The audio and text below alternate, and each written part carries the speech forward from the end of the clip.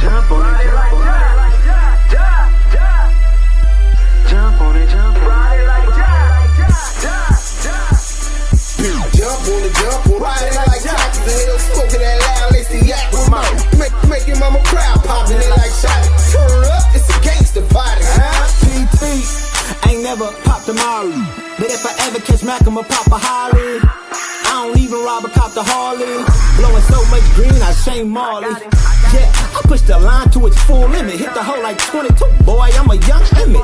Nothing go like snow, now that's a cold image. Still whistling, sending, knocking them white women. Only reason I do it to avenge Emmett. To the day they go before they box me out. Knowing me, it don't matter, I simply take my route. On my hobby. Where's.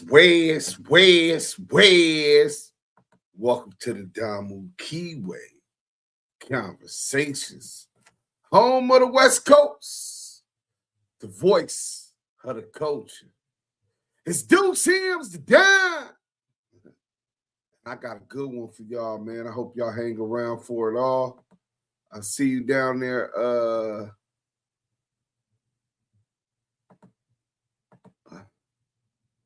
DB, what up? Make sure you hang around. I want you to hear this, bro.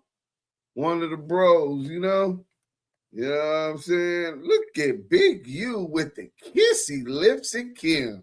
This is nasty work. Bang that like button. Bang that like button. I got to send the live to a couple people before we get in there. So I'm going to allow some people to get in here. You know what I'm saying? Salute to everybody. We definitely go get into the chat. You know what I'm saying? The chat is where it's at. Shout out to the Blue Wrench mob. You know what I'm saying? And then, okay, I sent that to them. Y'all just got to give me a couple minutes. Easy call. You know what I'm saying? So we do got a nice show. DJ Akademiks exposes Wack100 Blueface royalties and the family Pics. Kimberly Jones and their daughter with Big U. Hey, what's close going on? in toe. Salute. With Big U close in toe, man. I'm talking about Big U was inches away. All up on that little thing Kim got. You know what I'm saying? So now the Mika Love Show. What up, Mika? So now the question comes to say is, did Wack100 put a Rico on Big U? Big U was doing the nasty. Yeah, with Kimberly Jones. Now, y'all know Wack is real sensitive when it comes to Kimberly Jones, man. You know what I'm saying?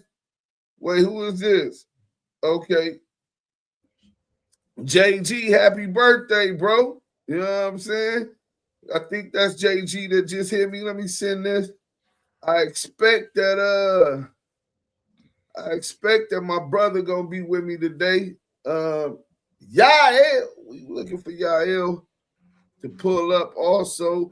If he could, you know what I'm saying? He had some things he was doing, but he definitely wanted to be here with me. And I know he here with me in spirit if he can't make it.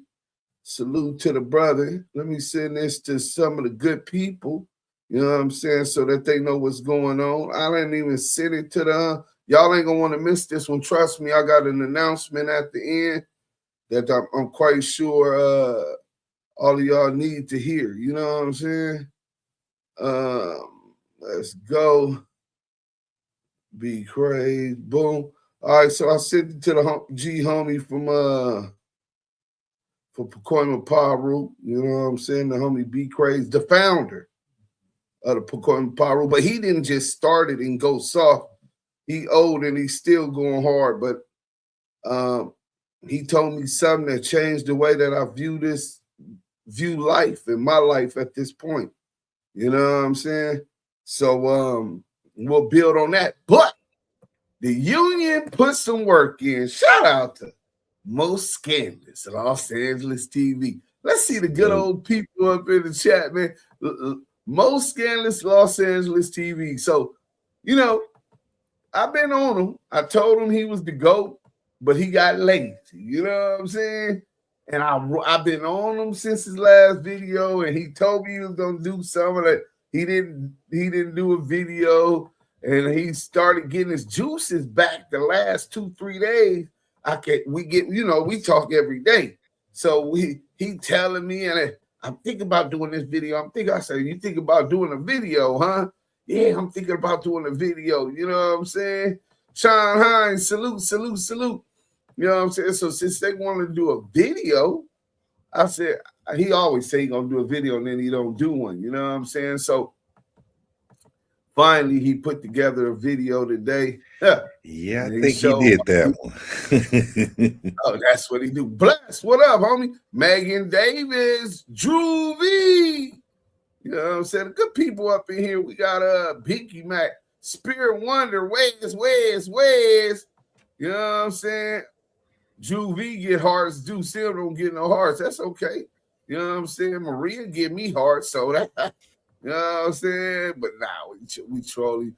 But look, so DJ Akademiks is exposing Wack100 and it's really on, bro. Listen, when a real smart nigga know how to win a war, you hit a nigga where it hurts the most, in his pockets.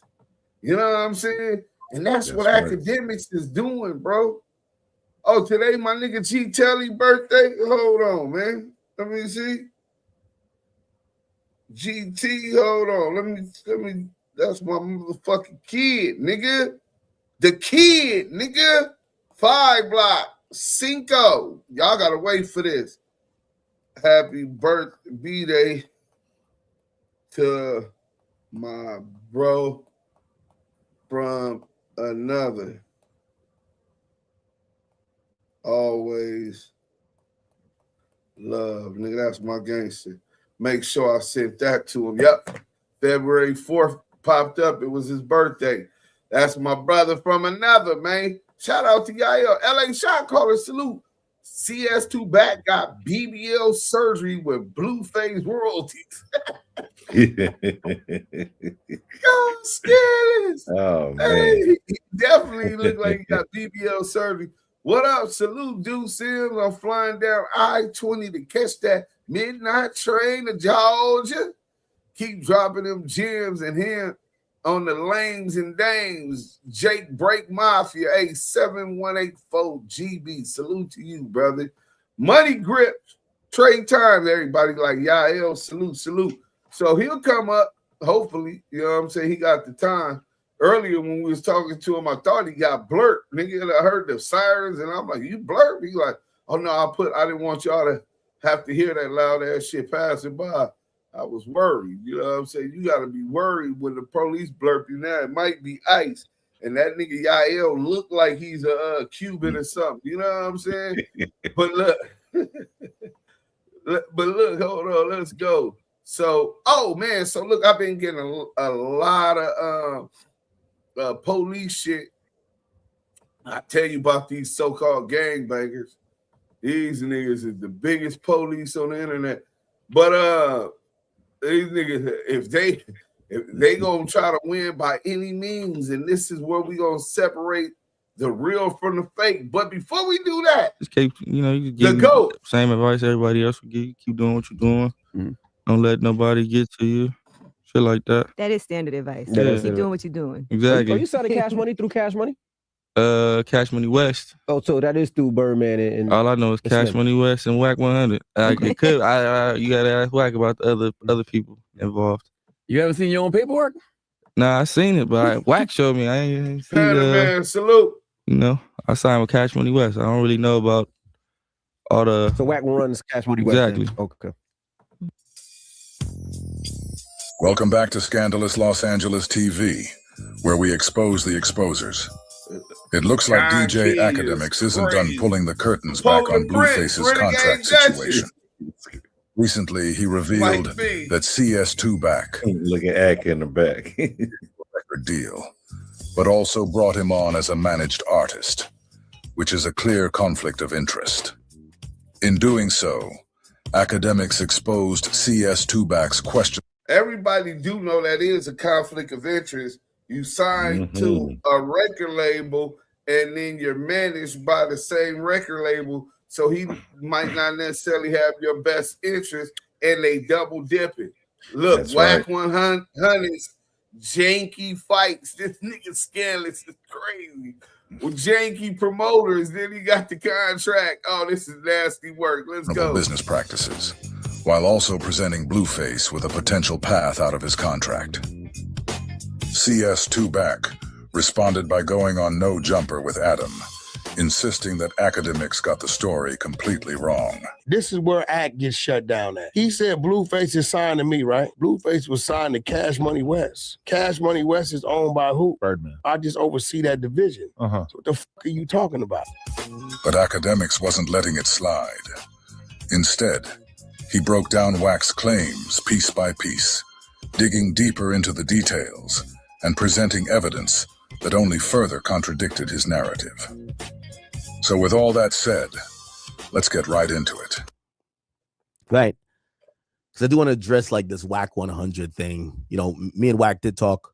We saw each other fight.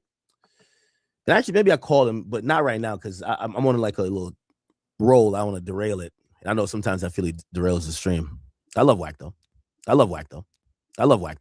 Before I get to the topic of him and LLE, I do want to address, this idea and what I spoke about with Wack100. It was clipped. I won't say not necessarily out of context, but people took a piece of what I said and they ran with these salacious titles to say, I am accusing Wack100 of completely robbing Blueface. Now, that's exactly what Akademiks is accusing him of. And not just that. He's also accusing him of lying and a whole lot of other things. We're going to see all of it unfold as this situation continues.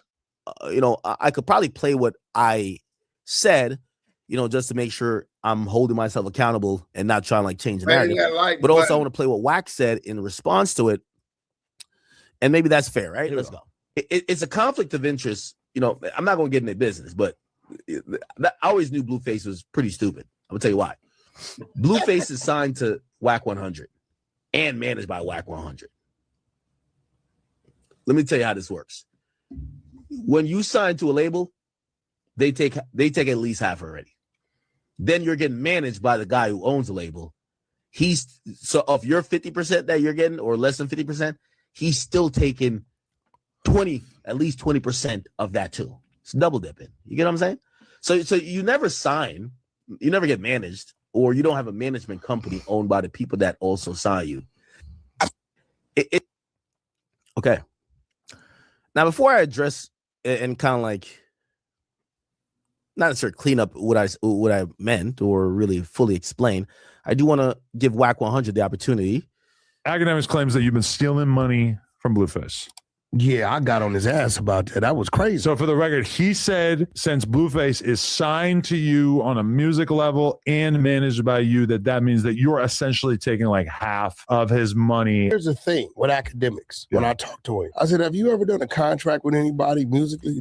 Wack never said that to me, and I absolutely have. At the beginning, you heard DJ Akademiks say that he loves Wack. If someone who claims to love him, he sure doesn't hesitate to expose him. Right there, he says that CS2 Back is lying, and that Porky never said any of that to him.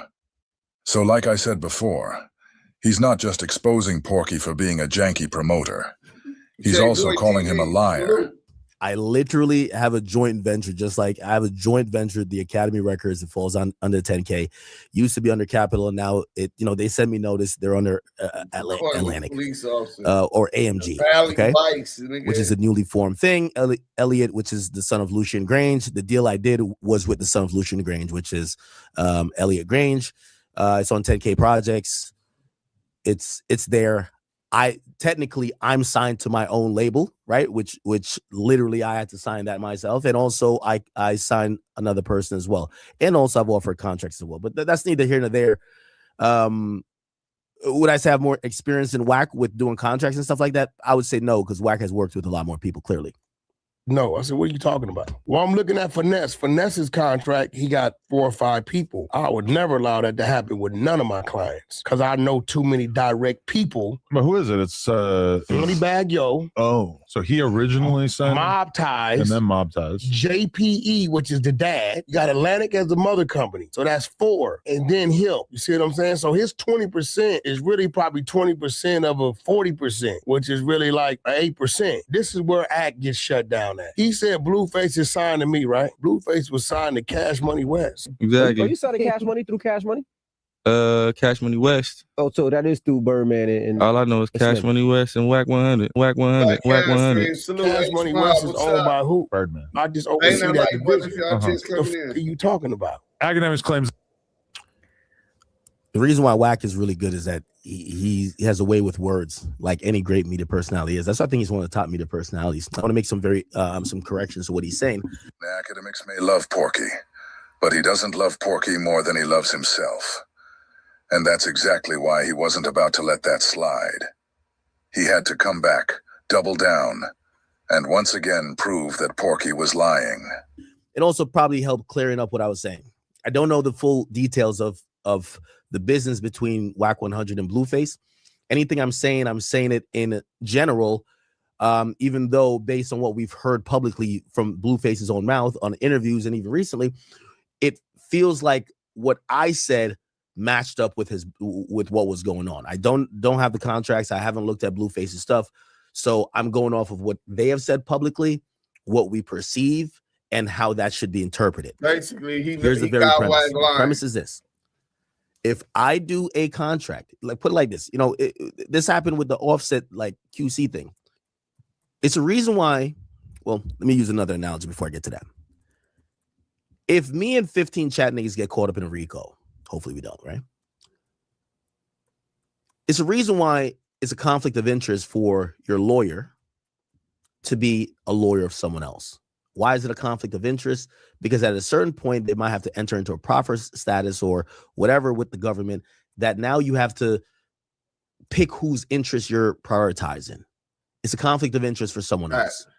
That's why people have separate attorneys. By the way, it's the reason why a judge would get recused in many situations. If a judge, who many judges used to be prosecutors and also had private practices as defense attorneys, if a judge previously, and by the way, I thought this helped out YSL Mondo, Fonnie Willis previously represented YSL Mondo, who's self-acknowledged as a co-founder of YSL, when she was doing private practice in between one of her prosecutorial gigs, and she represented him for a gun case.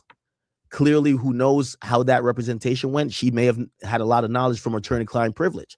Now, because she represented him, it would be unethical of her to then prosecute him, given the fact that she also has information that it should be only between them. Now, technically, that should be a thing, but what would normally happen is that prosecutor would recuse himself. Doesn't mean that YSL Mondo could never be charged. No.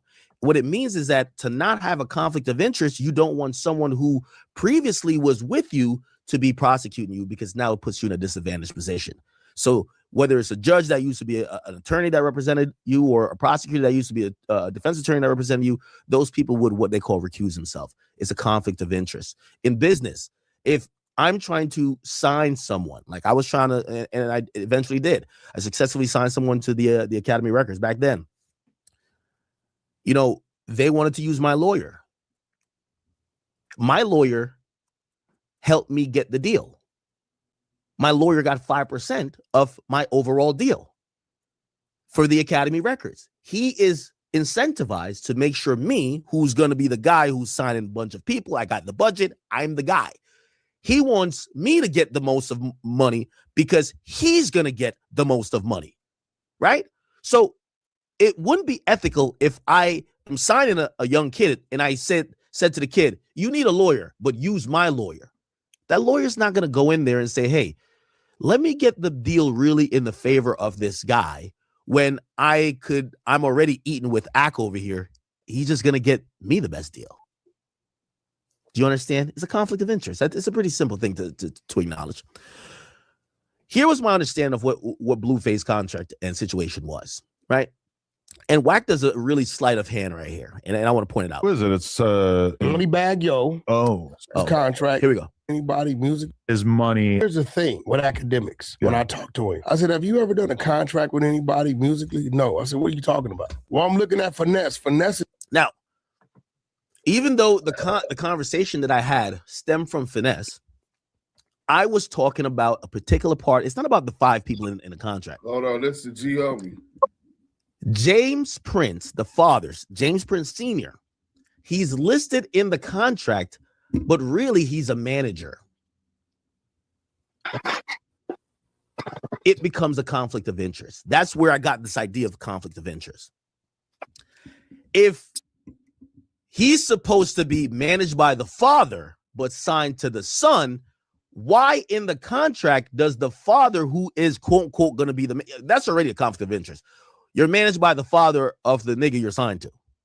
Come on, like these are like kind of simple things, right? Like we're not like we don't got to be Aristotle or something, right? But whatever.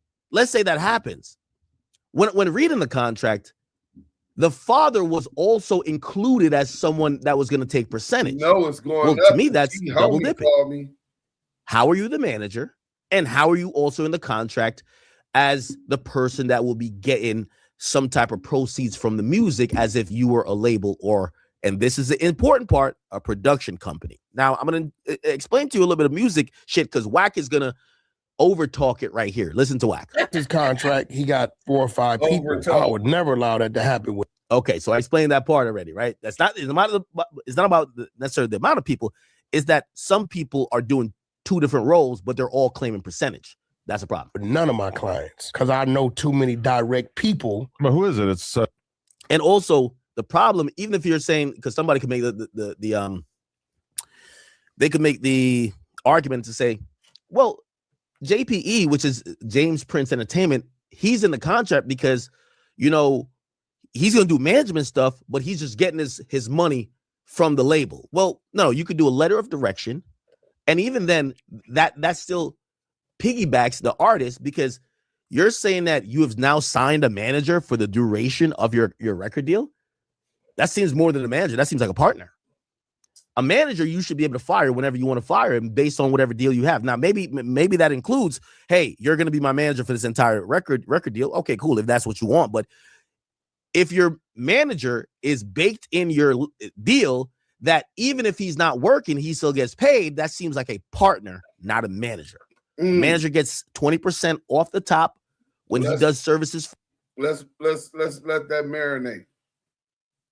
So, and we're gonna break it down all the way, but just based on what he said, he made it so simple. And if you didn't understand it, so you have the major distribution companies, Sony, Universal, Atlantic, and these major distribution companies, generally, there is other negotiations, like say Master P's deal with Priority was Priority only got 10% and they advanced him no money, gave him no budget for promotion. He did his own things. So they laughed at him. But once he actually promoted it and marketed his and branded correctly, he's seen a bigger piece of the pie, 90% of profits. Right. But generally speaking, it's about they generally want to take, okay, we'll give you a distribution deal. We want 50% off the top, right? In return, we're going to get you radio spins. We're going to give you tour support. These are things that'll be in for the artist. These are things that'll be inside the contract. They got the machine, you know what I'm saying, to push it. They can make a motherfucker like D4L, Laffy Taffy, sell 3 million records. This is a Laffy Taffy. Because it's a machine, right? And so then you will get a independent record company or a production company, like say 100 ENT, or just say Cash Money Records, right? Cash Money Records would be taking the other 50, but if they have a deal with Wack100 ENT, say he gives Wack100 20%, right? So that means that 50% that went to Universal, another 50% is being split up. So say it was $1 million, 500,000 is already gone to the major distribution company. Right. This if you recouped and you out of the red, 500,000 of the million's gone. The other 500,000 will be split up between Cash Money, which would probably take at least 25%. They gonna give Wack100 his cut, and then Wack100 is still getting an extra 20% off the management. And then the royalties that he got since his deal is with 100 ENT, he's not going to get a 20% of the overall million or the 500,000. He's going to get 20% of what Wack100's cut is, bro. Mm-hmm. You see what I'm saying? So say Wack100's cut out of that was 20%. So that means Birdman and them take 300,000. Universal took 500,000. They left $200,000, right? Wack100 takes 20% of the 200,000, right? So now you got what's that? 40. Then he's still taking 20 more percent because he's the manager. So now that's 80,000. So this nigga Blueface is getting like $120 if he lucky. Right. You know what I'm saying? He getting $120 if he lucky. Oh, that's nasty work. Let's get to it though. We're gonna break it all the way down in a minute. Oh, like yeah. Aspect. For you, but if your music does well, you know, and you have this deal, and whatever that comes from this deal, if he just gets paid no matter what, that sounds like a partner or an investor. But again, I'm trying to show you the sleight of hand of, you know, Wack speaking as if people don't understand, like the music industry is so complicated. There goes Akademiks again, making sure everybody knows that Porky's been spinning them and warning people not to let him do it. He's calling out how Porky tries to make the music industry seem way more complicated than it actually is. So once again, Akademiks is pulling back the curtain and lifting Porky's skirt up. Only Bag Yo. Oh, so he originally signed Mob Ties. and then Mob Ties. JPE, which is the dad. You got Atlantic as the mother company. So that's 4. And then him. You see what I'm saying? So his 20% is really probably 20% of a 40. Okay, and this is where Wack does the talking. You know, when Wack starts doing this shit, like, well, he got to be right. Percent, which is really, and he's kind of right here about finesse. They like 8%. But now the conversation comes back to him and Blueface. This is where Act gets shut down at. He said Blueface is signed to me, right? Blueface was signed to Cash Money West. Okay. Now, this is, you know, I'll acknowledge I don't know the full details or all the intricacies of his business, but I'm going off what I always heard Wack say. So Cash Money West is Birdman's company, right? That's kind of ran or overseen by Wack100, or was, I don't know if currently. But just like how Atlantic, Uzi's quote unquote technically signed to, Uzi's really signed to Generation Now. That's called a production company.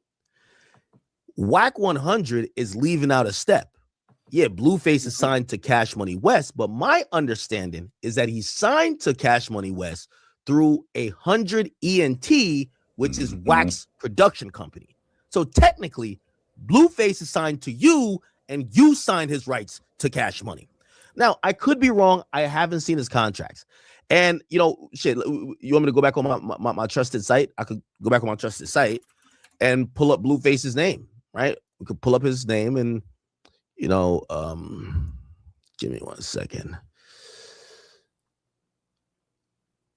I don't know. Let me go find some tracks. Hold on.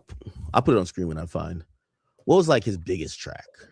Tatiana. Is it like Bust Down, Tatiana, Bust Down? Okay. Here we go with this.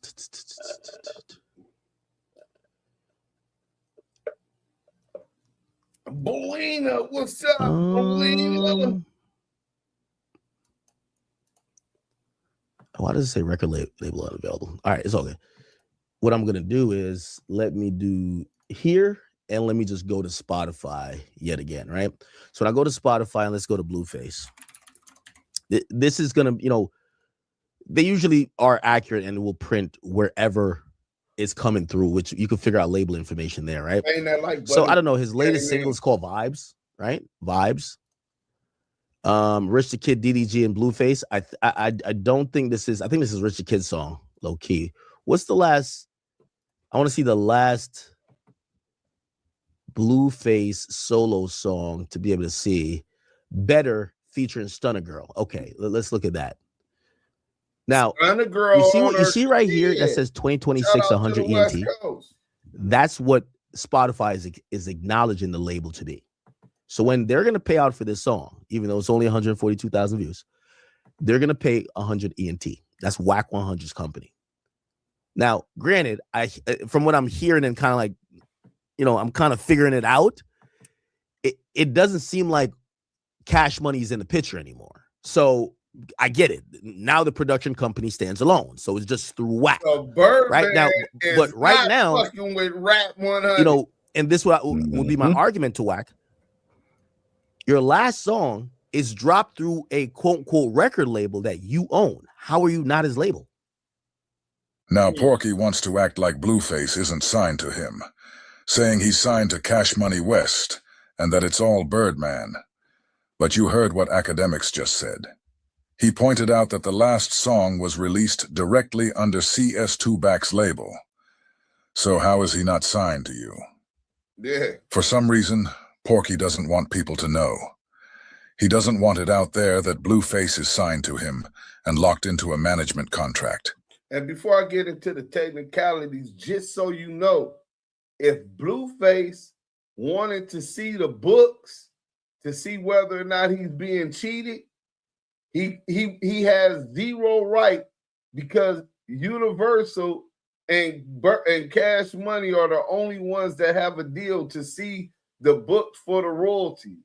So if he is being, he doesn't even have the right to ask to offer the book to see the books, because his deal is not with Universal. His deal is with 100 ENT. 100 ENT.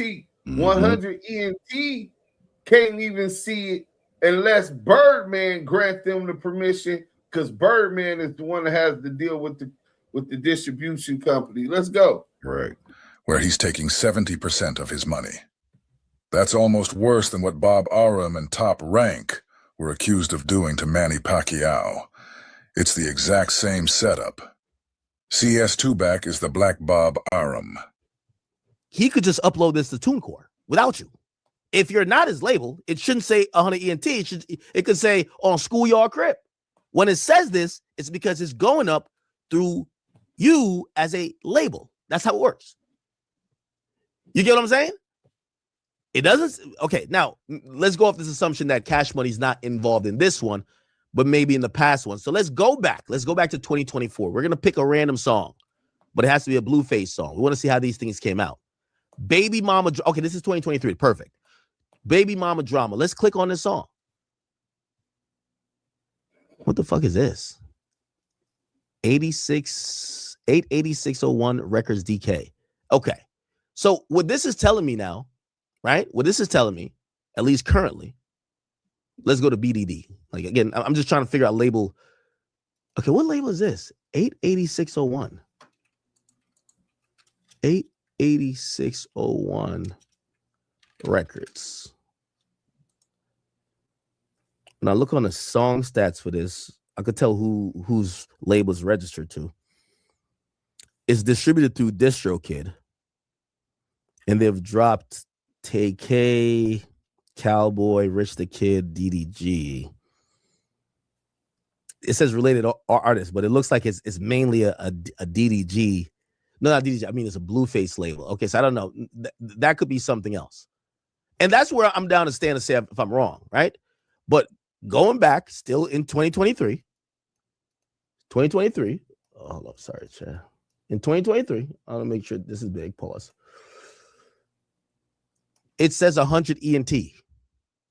I don't know. This song is a big song. So Spotify would pay out 100 ENT. So Spotify would pay out 100 ENT. So Spotify would pay out 100 ENT. So as you can see, Akademiks is throwing Porky straight under the bus.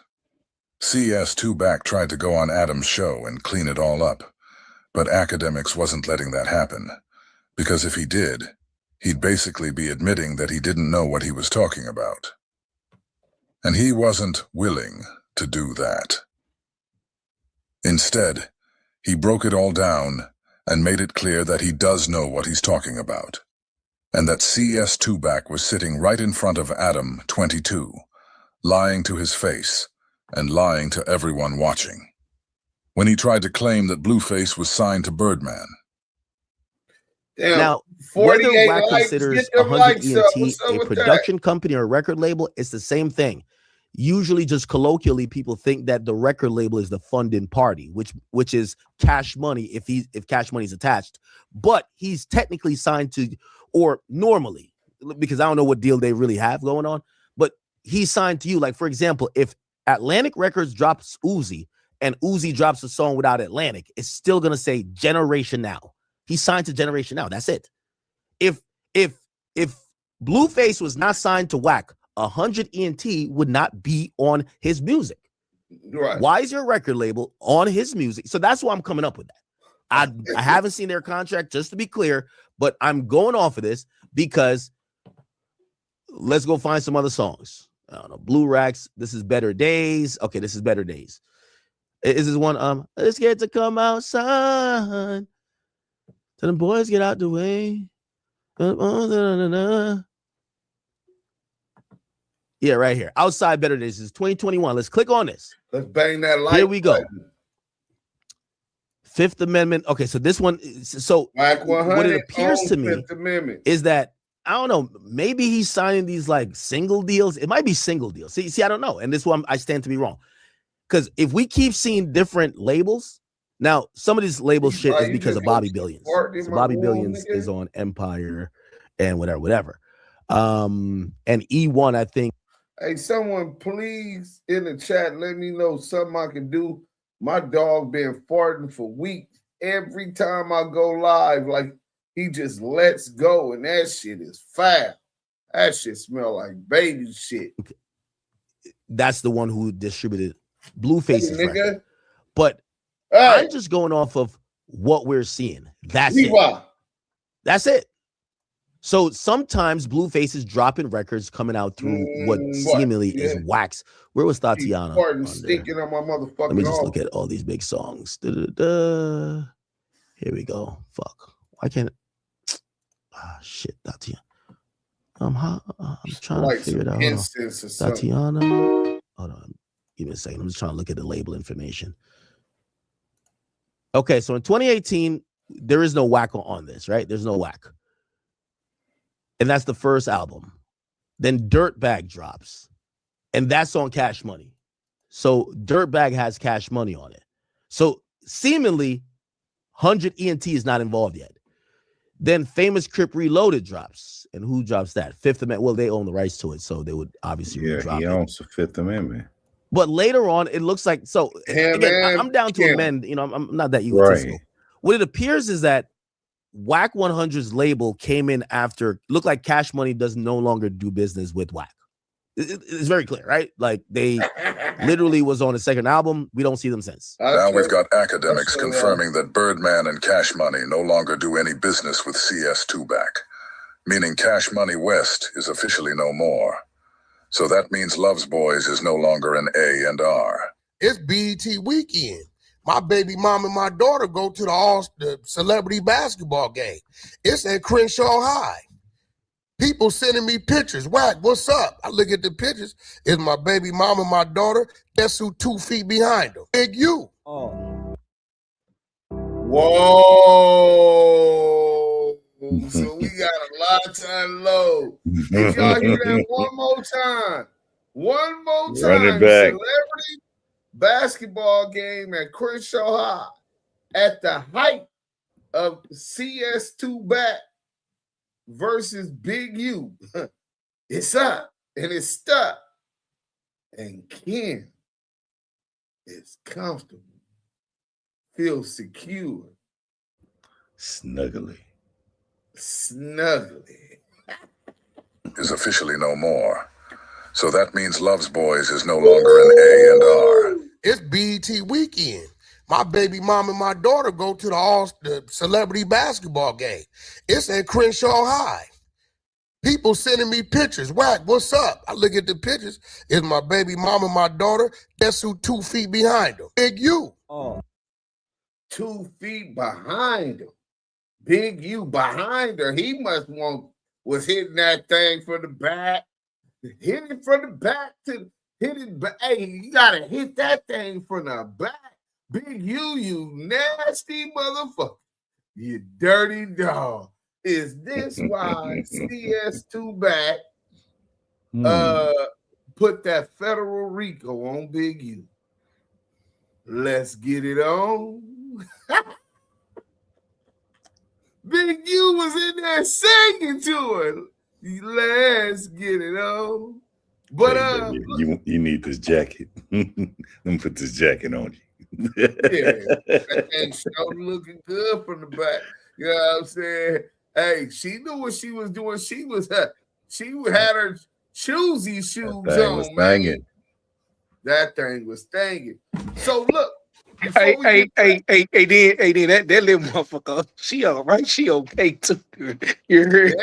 Yeah. So real quick, before we get to that part of it, and we're gonna get into some videos with that, and then I'm gonna give an announcement today. Ain't gonna be that long, but real quick, if a record label signs an artist to record deals and the same CEO signs a management deal with the same artist, would that automatically create a conflict of interest? Yes, it almost always creates a conflict of interest under entertainment law standards. Longer answer, it is not automatically illegal, but it triggers heightened scrutiny, disclosure duties, and often makes the management contract vulnerable to challenge or rescission. So the reason it's considered a conflict of interest is a manager's legal duty is to act solely in the artist's best interest. Look, bro, I got to do what's right for you, because the more you eat, if you get $100,000 and I'll get 20%, I'm only getting 20 bands. If you get $200,000, I get 40 bands. So the more money that I can help you make, the more money I make. So it's in my interest as a manager to see you make more money, right? A record label's duty is to act in its own financial interest, to make as much money possible for the record company. You know what I'm saying? If the same person or company owner controls both sides, as the label, they want lower artist royalties, longer contract terms, more options, broader rights, merch, touring, publishing, name and likeness, a 360 deal. So as a manager, they should be pushing higher royalties, shorter term, creative control, exit protections. These goals directly collide. That collision equals a conflict of interest. So that's pretty much the sum of it, and putting it in layman's. But I'm gonna give y'all a good situation. It was many elements that had to be disputed, contextual, and interpreted differently depending on the source and legal framing. But the Tupac Shakur deal with Death Row Records, Suge Knight, and David Kenner is a key example, right? So you had Suge Knight as the co-founder and CEO of Death Row Records. He exercised enormous leverage over artists' contracts, publishing, advances, and release schedules. The conflict angle is Death Row often operated as both label and de facto management controller for artists.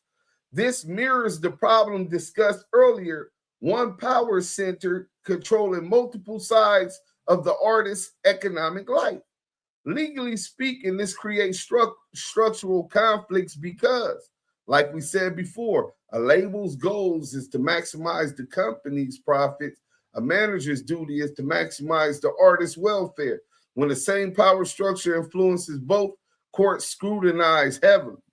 Tupac's situation included signing the death row after Suge Knight posted bail, contracts granting death row extensive control over recordings and revenue, ongoing legal exposure and incarceration risk. The conflict concerned Tupac was in a vulnerable position, incarcerated, facing appeals. The same ecosystem financing his freedom also controlled his contracts. From a fiduciary law perspective, that imbalance can support arguments of undue influence, unconscionability, and lack of meaningful independent bargaining. So then you got David Kenner. David Kenner was a longtime criminal defense attorney for Suge Knight. He was also involved in legal matters touching death row and related issues, like their tax evasion, right? That's just one issue. If an attorney represents a label CEO and has involvement or influence over matters affecting an artist tied to that same CEO, then the attorney may face divided loyalty, concurrent client conflict, duty of loyalty violations, unless properly weighed. Ethic rules generally prohibit representing clients whose interests materially diverge without informed written consent. So the death row Tupac Kenner dynamic is often cited as a real-world example of exactly the type of conflict created when one power structure controls the label, the legal strategy, financial leverage, and indirect management influence. Even without a single court judgment formally declaring this was illegal, the architecture itself fits classic conflict of interest patterns recognized in entertainment and fiduciary law. So that's enough of that, but that was the prime example of why you don't have your label head as your label head and your manager. And the fact that Suge Knight and Death Row Records practice this, Wack100 comes up under Reggie Wright Jr., who practiced this because he learned from Suge Knight, right? It's the same old banana in the tailpipe, or should I say, 3 fingers in the tailpipe. Let's go, Southern Force. What you got to say about it, man? Oh, man, so much. You are absolutely right. Even in the business sense, man, it is definitely a conflict of interest.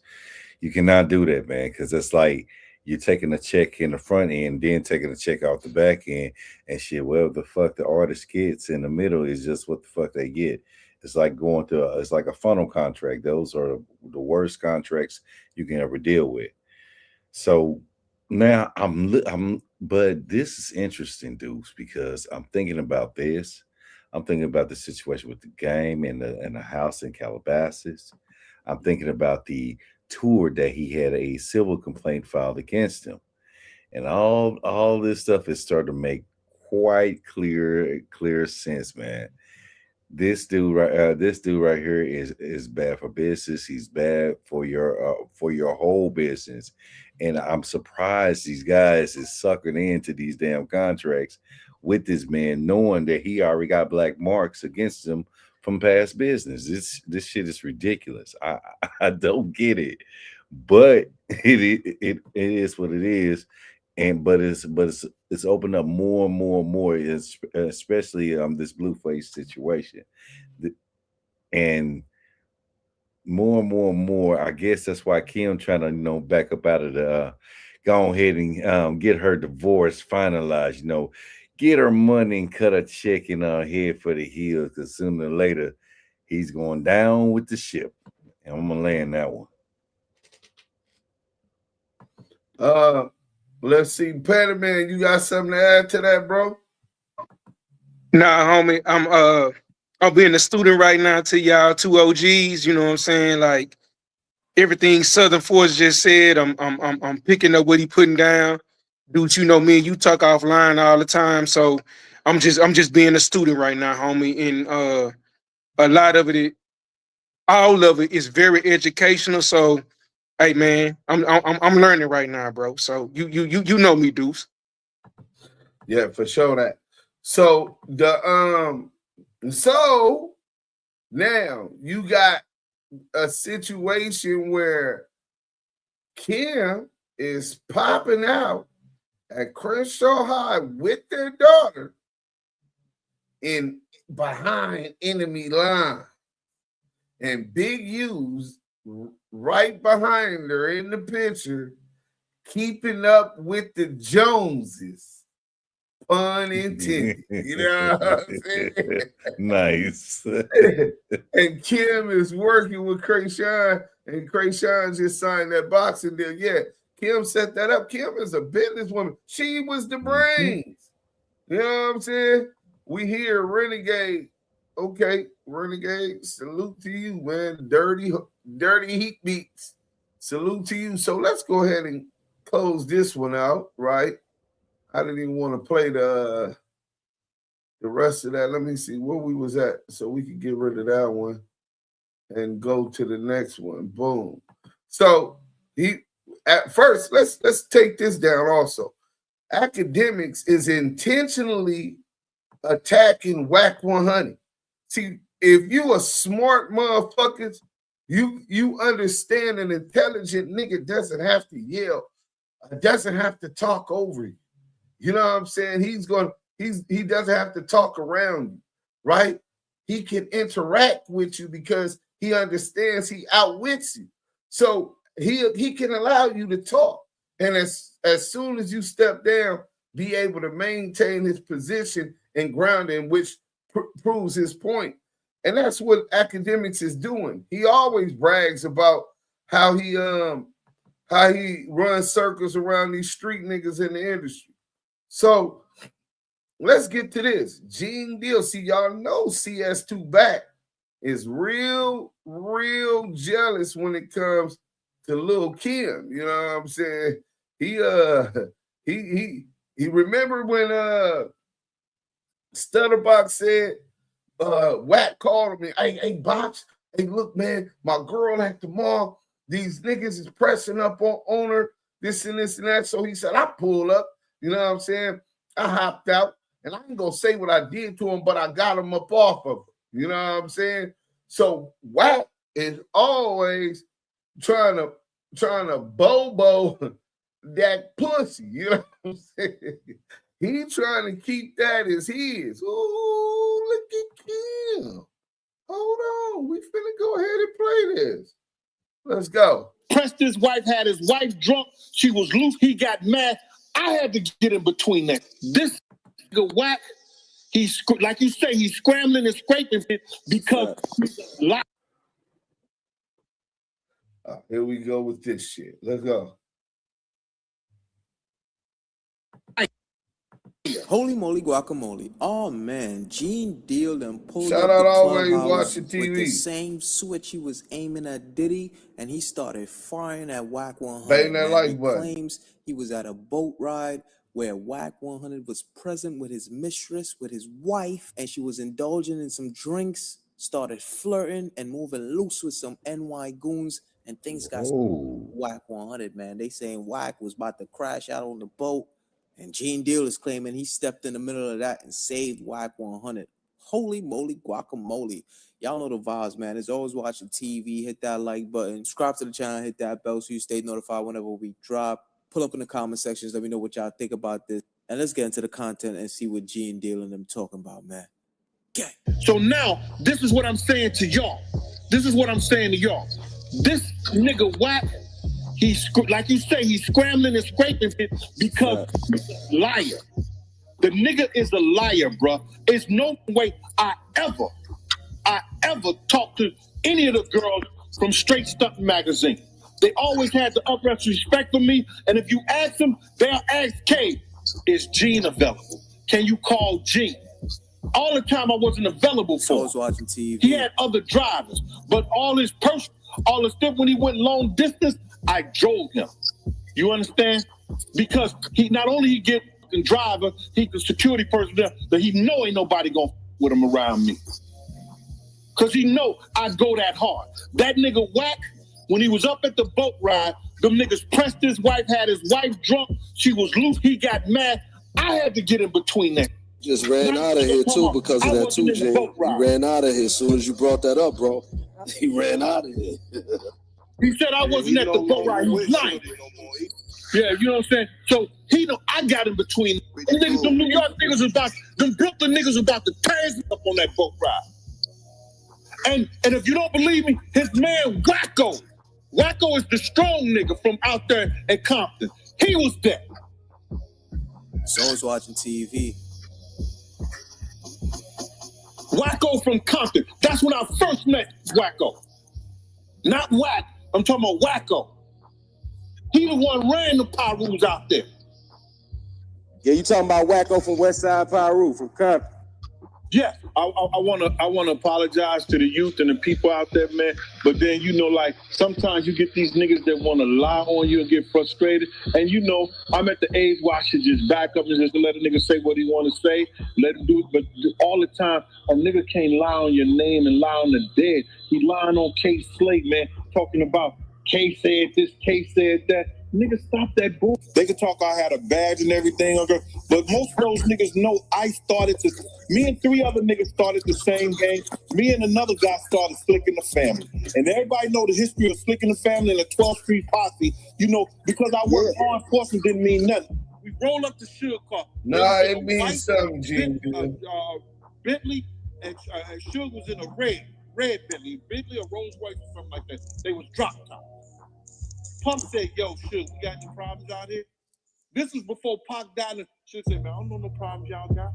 He said, we good out here? He said, I guess y'all good. You good, right? You straight, right? He said, yeah, I'm straight.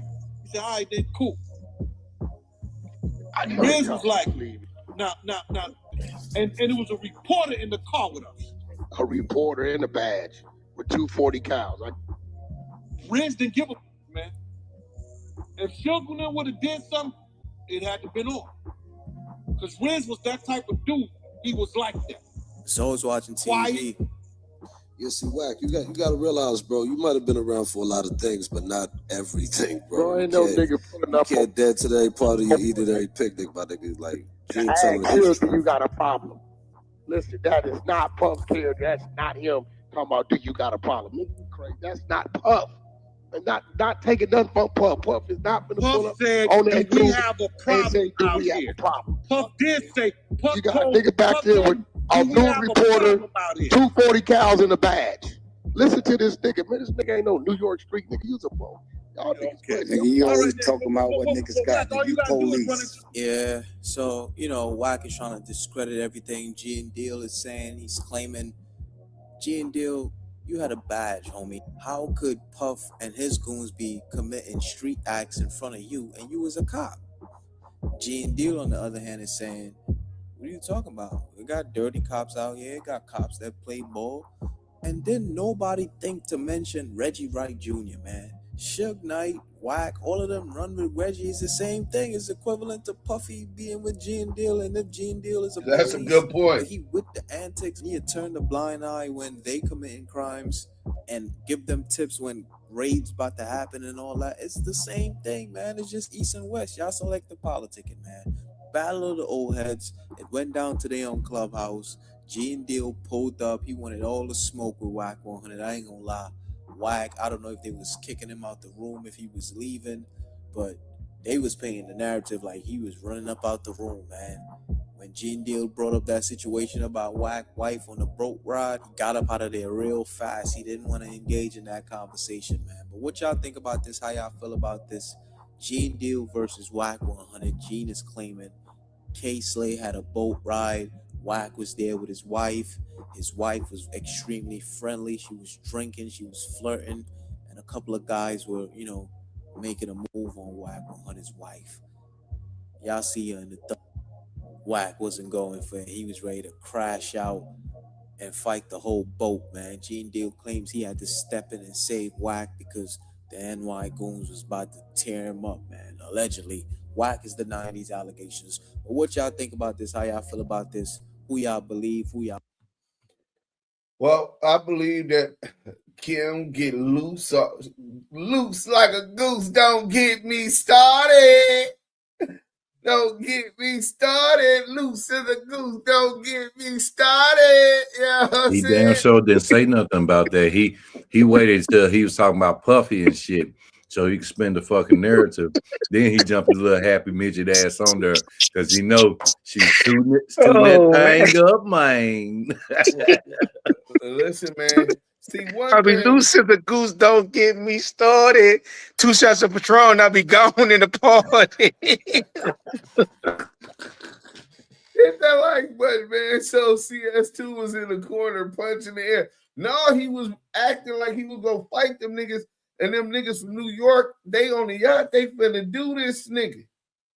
He don't even know the fix is in. You know what I'm saying? He running his mouth, but he blacks out over her. So now again, we ask, did Wack100 line Big U up with a Rico because he know that Kim was over there in the 60s doing her, you know? Hey, then I'm gonna say this on some serious shit. Like, Deuce, you know how deep me and you go. Even on a religious tip, from the Quran to the Bible, right? It's more wars have been started over pussy than over money. Excuse my language on your channel. But there has been more money. There has been more wars started over a woman than over money. You know what I'm saying? So like, just keeping it, keeping it, on a spiritual level. So yeah, that's and then I could see Wack as a very emotional person. So and I'm gonna lay in there, bro, because I love you, I respect you, I would never disrespect your channel, but just really let's chew on there, bro. So hold on, I'm finna put the question. I want to know what the chat think about that, because we finna move on to the next part of the live, right? So let me get to this video. We is live right now. We got to get these likes up. This is ridiculous. We got almost 300 people in here, and they ain't even got 100, bro. And we got the content. That's crazy. You know what I'm saying? What y'all can't hype me up or nothing, man. Cash App is open. Y'all over here tripping, bro. So look, here's the question on the poll.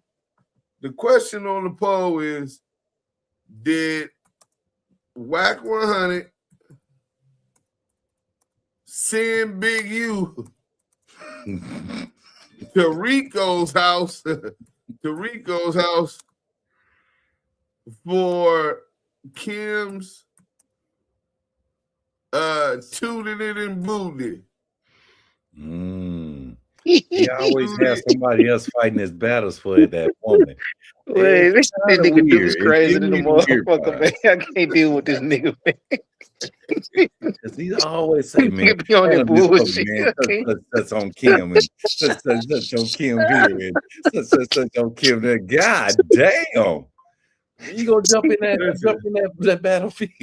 Hey, if Kim ain't got no street ties, she's not a hood broad, bro. So for her to leave out the valley, come out from Calabasas to South Central, Los Angeles, nigga. Oh my God. This nigga crazy. This dude crazy. Thug love, you know what I'm saying? She wanted some of that thug love, and CS2 back wanted that plug talk, so it wasn't matching up. So she like, I see this ain't gonna work. I'm going deal with this shit, man. I'm gonna go back on mute, y'all. You crazy? I can't deal with this nigga. This nigga crazy than a motherfucker. Hey, but look, no, honestly, bro, you got I want to see this video. I really want y'all to react to this video. And then I'm going to react and I'm going to close with a speech, man. And I hope, shout out to all the homies from the Damus that's in the chat that knew Eminem over the years. Y'all make sure that y'all tap in. I got a message just for y'all. Right now, we're going to Byron Blake, man. Byron Blake got the content. Bang that like button. Wack100 pops out at his hood day. And from here, we're going to start the rest of the content, and then we'll finish with my speech. So let's go. One of the biggest knocks on Wack100, aside from the fact that everybody call him the feds, know he the feds, know he do a lot of telling, dry telling, sneak snitching, whatever you want to call it. One of the biggest knocks on him is he always in everybody's business, but he never in his own hood business. That's one of the main things people are, and to be fair, a lot of his ops or whatever you want to call them, whenever he get into it with somebody, they always say, go back to your hood. Let me see you go back to your hood. You can't even go to your hood. Well, Wack decided he was going to flex. He decided he was going to flex this time. So he say, hold on, blood. Let me go pull up on the homies real quick. I'll be right back. I'll be you. You know how Wack be getting down, how he get to talking when he trying to put on. So yeah, he decided he was gonna make an appearance. Check this out. Nigga, Turf Day 2-1, nigga, in this motherfucker. Nigga, what they talking about coming up to the set? It's the hood day. These niggas silly as a motherfucker, man. Look at this shit. Nigga, the hood day. Nigga, in this motherfucker, man. Yeah, you members, man. Members in this motherfucker, man. Nothing but members, on I told you, niggas, members in this motherfucker. Yeah. I watch it, man. Hey, 12 folks coming in there. You already know. Oh, yeah. In this motherfucker, man.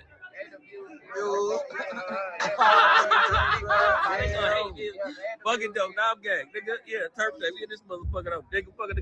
Now, I can't be the only one who feels like Wack was looking a tad bit uncomfortable in that setting. He looked like he didn't want to smile too much. He didn't want to look. He's just standing there looking around. He didn't look comfortable at all. But I got to keep it real. When it comes to his hood, this is like a major black eye. You know, Wack been around here keeping up a lot of nonsense. He been getting caught exposing fake paperwork. He listed all through Big U paperwork as a victim. We heard what Big U had to say about him before he turned himself in. We watched it happen. Wack literally told us that Big Dale, the informant, contacted him, told him that he was cooperating against Big U. Wack then turned around and orchestrated a phone call between Big Dale and Loose Cannon, in which Loose Cannon explains to Dale that he doesn't have a problem with him and that the only reason he did things that he did is because of Big U. Dale says that's fine with him. Wack says this is what I wanted. This is the reason I wanted to bring y'all together so y'all can be on one page. Dale then goes back to the feds and tells them that, you know, Loose Cannon sent Big U them at him. I mean, Big U sent Loose Cannon them at him and basically makes Big U out to be this big gang leader. It's obvious what Wack was doing. That's just one instance. We got a million more to speak on, you know, and I ain't saying that we should have saw the DP happen on camera, but it looks crazy for this dude to have all of this stuff going on and then pull up over there and be allowed to be, you know, not just representing, but being represented. You know, dude looked happy as hell to have Wack on camera. The homie, he like he was willing to say anything good about Wack just for just for the opportunity to pull his camera out and film him. Just for the opportunity to pull his camera out and say, yeah, I'm right here with Wack right now, homie. Who said blood can't come to the hood? Nigga on pyro. Y'all know how Wack be talking. And that's how dude was talking. Dude sounded like Wack to me. But yeah, he popped out at his hood day. I mean, what can the haters say? I mean, they say he can't go back to the hood. Now the question is, does the hood condone these types of activities and actions? And this is why, if you're not a member, he's 100% right. The question is, so the hood is condoning all of this fuck shit Wack100 got going on. The Pacoima Power rules, by their actions, are supported and condoning the disrespect of me, my father, my brother, my mama. So if it's fuck me, you know it's fuck you. Let's start there, right? If it's fuck me, then you know it's fuck you. Disrespect to the hood. Talk to one of the G homies today. Triple OG homie. He tripping. He tripping. So you talk about the IFs, Munchie B. And we could go from hood to hood to 6 O's, putting Big U in there, disrespecting 60. Things that niggas y'all said y'all didn't condone, and he couldn't come over there. If he do, y'all gonna handle it when y'all catch him. Y'all set him straight. Teach him some respect. And then y'all rub shit in everybody's face to support a rat. Buster. The Buster that y'all seen, the Crips slap, and he ran and got you niggas to do that Buster shit and crowd surf all in the crowd, jumping off the stage and shit. K-Rock knock him out. He do nada. On the yard, that's called failure to respond. Roll your shit up. Roll your shit up in a little burrito. Tell them people at the gate you can't live here no more. That's the type of shit y'all over there supporting. Disrespecting real gangsters. Legendary set. Playing the game. Nasty work, bro. So yeah, whether you saying you supporting it or not, we taking it like you supporting it. Let's go.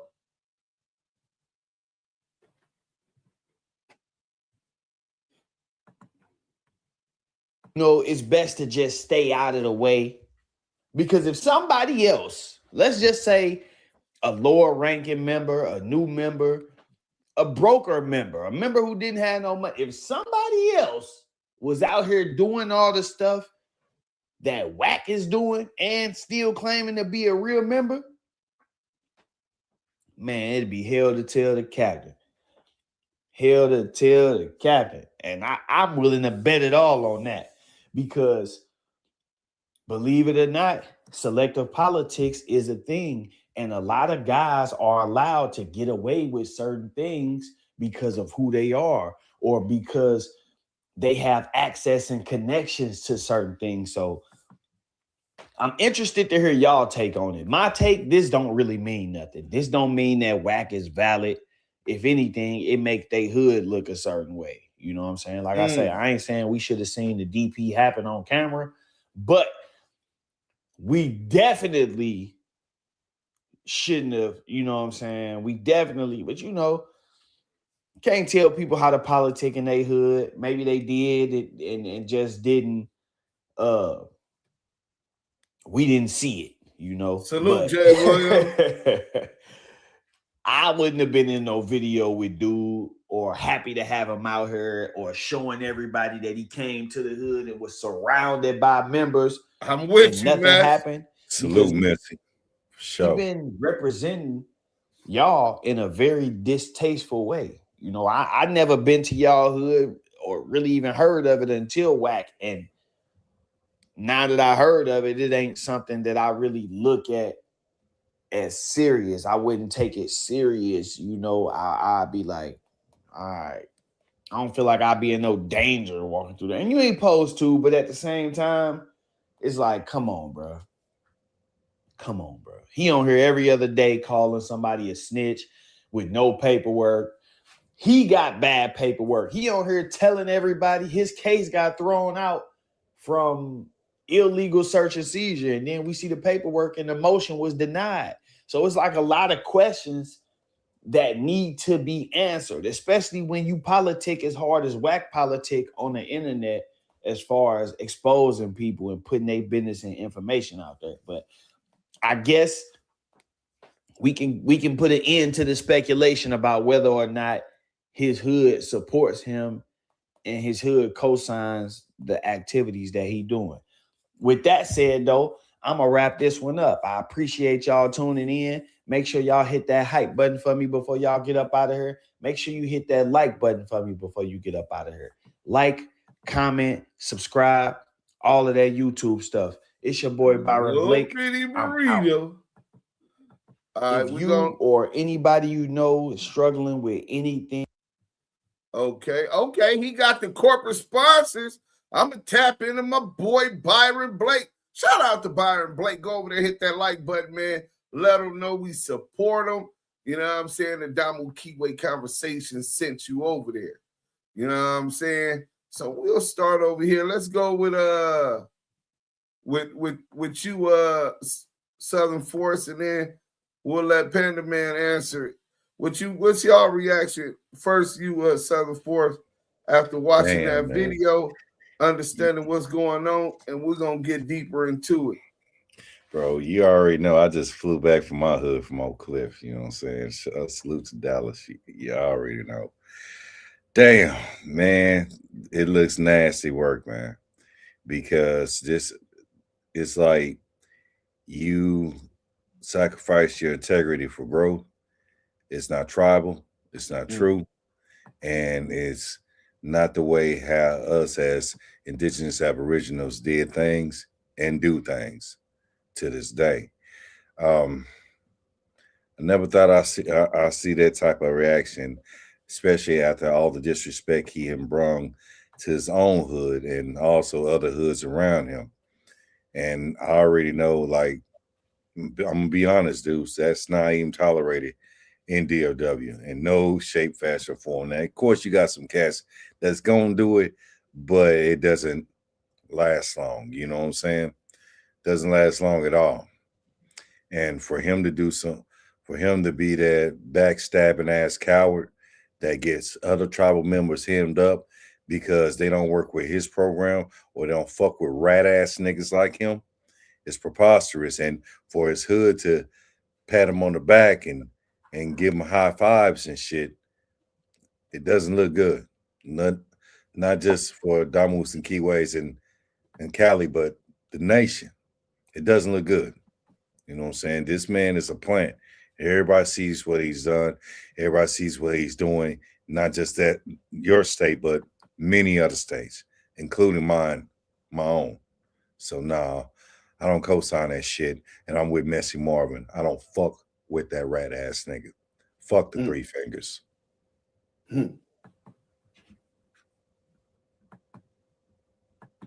Panda Man, you want to add something to that? Panda Man. Can you hear me, bro? Yes, sir. So it says, when I was a child, I thought as a child. When I became a man, I put away childish things. So it's like, I respect the land so much out there where y'all from, you know what I'm saying? And to see what's going on with Wack, like, it's very disheartening, bro. You know what I'm saying? And like, I'm a land there because I don't want to say too much to disrespect you, Deuce, because I understand, like, you laying it down and letting us know, like, where the brim come from. And I'm studying on it, but like, this shit with Wack, it's hard. It's hard to watch and see. You know what I'm saying? Then to, you know, hear the OG from DW, you know what I'm saying? Mississippi, Dallas, you know what I'm saying? all of it ties it to each other. But I'm just gonna repeat what I said. When I was a child, I thought as a child. When I became a man, I put away childish things. So like we talking about this gangbang type shit, but it's still serious, bro. Now I land my plane there, bro. All right, I'm gonna clear it up and then I'm gonna end with a speech, but we got a couple clips to play, right?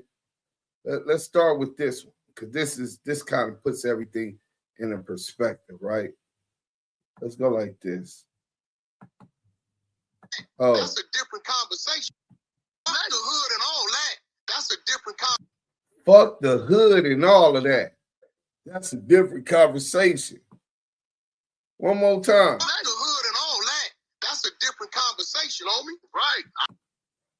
Nigga said, fuck the hood and all of that. That's a different conversation.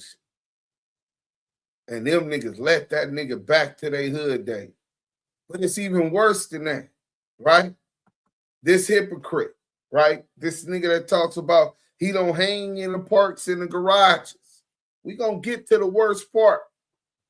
Because that shit broke my heart. And before I say it, because I get emotional, because this shit is religious with me.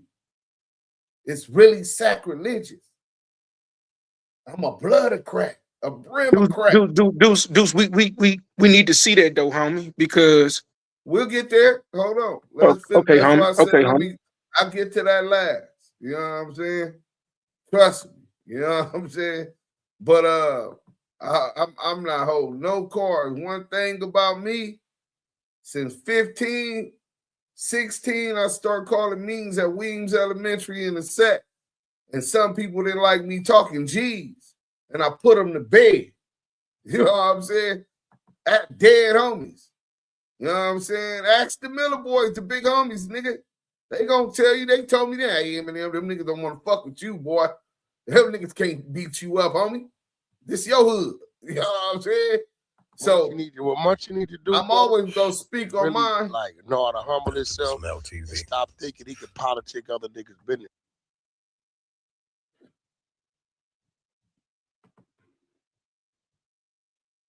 Bro. That what he was doing, like for real. You seen the nigga in the room regular. When that nigga was sober, nigga, he was trying to have regular dialogue with niggas. Soon he came in there off that shit. He always like that. It don't matter who in the room. Nigga, I don't know what he thinking. It was crazy. Like I told him, I said, here go the fake kicking it. This is why I don't fuck with. And I think they don't understand, like, I'm at a point in my life, and this is real shit. If you coming up in the streets and you young, we jumped out the porch young. A lot of us just grew up in this shit. I'm gonna be real, bro. From 12 to about 22, if you don't figure it out by then, you're gonna be 32 and 42 doing the same shit. Them niggas that figured out in that little 22 to 25 era, we not trying to hear what you talking about. Cause once a nigga done figured out, he not trying to go back to it anyway. Every nigga I know is hustling on the block to get the fuck off the block. And time, we in a time right now where 20 years ago, 30 years ago, 25 years ago, you would have asked the nigga, hey, this gonna be going on the streets, and this gonna be going on, and this gonna be happening, and they ain't gonna do nothing in the prison. Like, niggas would have lost their life. Hell no, that ain't gonna happen. Yo. Niggas would have lost their life. Out of 5 yards, 4 on PCs, and they running the yards. Infamous Mel TV. Huh? Hey, shit different, bro. That's why what niggas be. I hate to say it, bro. I be seeing some pictures sometime, and I'll be like, nigga, I am not gonna be, no way, not doing it. I can't do it. Infamous Mel TV. What you talking about? Sorry, I can't do it. You talking about some gang flicks? Nigga, I be like, and I be seeing niggas my age and older than me. I be like, nigga. When last time you did Hood Day, what? Infamous Mel TV. A Hood Day. What the fuck is this? Hey, what you talking about? You talking about Police Day. Oh, you talking about Fat Day? That's He called Hood Day the Police Day. Yeah, I peeped that shit. Listen, bro. Hey, talking about Police Day. You talking? He said the police Hood Day is the Police Day, but he went to the Hood Day. This the type of shit that y'all let this nigga say and come back to y'all hood. How you think y'all looking? National. Niggas is laughing at y'all, bro. This is crazy. Let's go. About Fed Day? That's called Fed Day. You talking about Fed everybody Day. Turn their phones on and record everybody.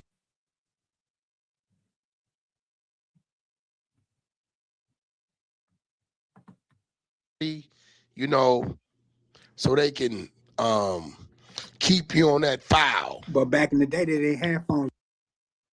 He said so they could keep you on that file. He would know.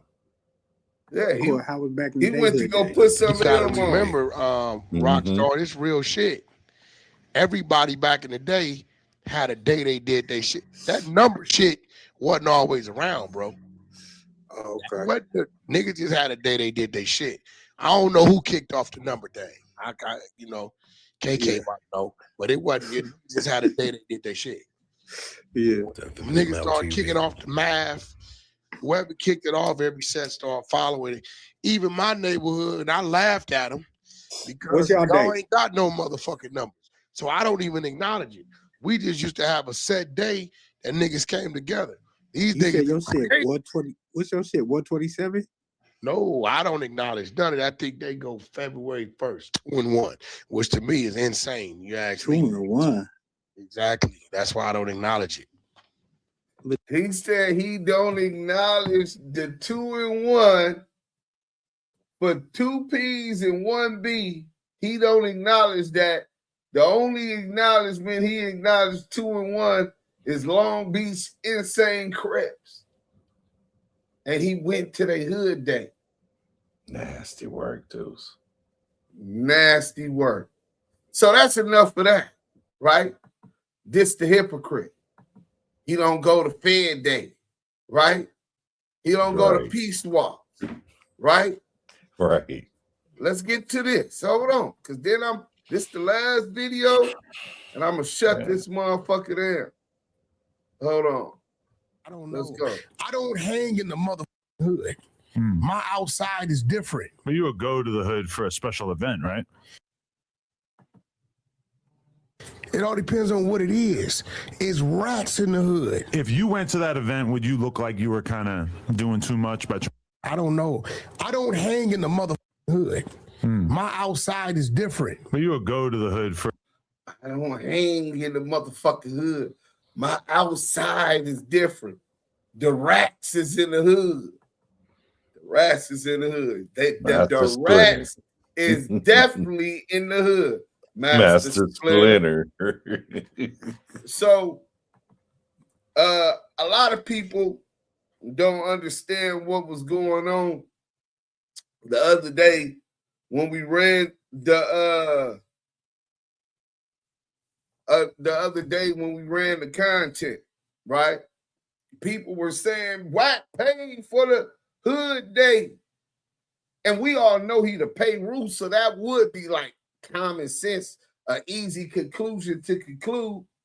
But nah, one of the other homies paid a lot of money for the Hood Day, right? And he got with the youngsters. He trying to do a good job. He don't even fuck with Wack100 at all. But hey, y'all trying to do that. Here you go, Panda Man. Here you go, Southern Force. I want unity for the homies. Here it go. So now you get the founder of Pacoima Pyru. Shout out to the G homie B Craze. Real Damu. Helped found his set. One of the first ones from his set to hit the blood module. Pitbull. Niggas is playing with him. You from the valley. Why y'all gangbanging? What you mean you a Pacoima Pyru and you a blood? Which one is he? All of those games, the blood module was vicious. They had bust a week, every week. They bust where they took advantage and preyed on the weak. If you was a bitch, they were going to have a birthday party for you. Tie you up like Jesus to the fucking board. Spank you with sandals. Have you screaming, it's jiggling, Damu. These savages. And blood went up in there, a nigga from the valley, and stood on 2 and 1. And made it easy for these punk ass niggas to walk in the blood module and walk the line as a Paru blood. The G homie didn't know about the event. He find out about it. He's trying to get the address to pull up and show his love. He still don't know what was going on at the time. It's a function. The hood I helped found, paid the way for, and they say they gonna call me back and give me the address. I call them, and they're not answering the phone purpose. They wouldn't give the founder the address, the protector, the nigga that put their hood on the map, a gangster. He's not invited. Because once the homie gave them young niggas the money, they invited the rap. This is worse than y'all thought. They chose a buster that the Crips slap up, pump, extort, beat up, knocked out, treat like a bitch, humiliate over the founder of their hood. You niggas is so fucked up and financially and morally. This ain't Bloods, homie. Big Messy Moore. Another gangster from Pacoima, Paru blood. When B. Craze go to jail, that nigga was in army fatigues in them projects. Wack ain't even from them projects. That's the east side. Wack is from the west side. He tried to claim the fame of niggas like Messi. Camo down, riding on shit. The way that B. Crazy talk. He go to the blood module. G homies is letting them know B. Craze came through. B. Craze took off on a blood general. General first. Fearless. To put them on the map. To make niggas respect him. And he followed suit. And these bust-ass niggas turned against Big Max. I don't know if y'all know, I love Big Max. That's an OG homie that I respect. My generation, that's all I had when I started banging. Shout out to Killer Miller. Shout out to Daryl Miller. Shout out to the Miller family. Shout out to Big Yak, rest in peace. Shout out to Nuke the Duke. Shout out to Catnip. Shout out to Big Killer Jets. Shout out to Big Angel, Tony Lucian, legend. I've been the youngest nigga in the car caravan with them old niggas. The youngest. When we went to rival enemies' neighborhoods. I seen them niggas still doing it. Whether they was smoking crack, smoking shern, them niggas put the hood on the map. They didn't give a fuck. They stood for each other. They protected each other. This shit right now, that showed me these niggas protect snitches. These niggas protect busters. They don't give a fuck about the hood. That shit is fashionable because it's associated to niggas in Pacoima like Mess, like B. Craze.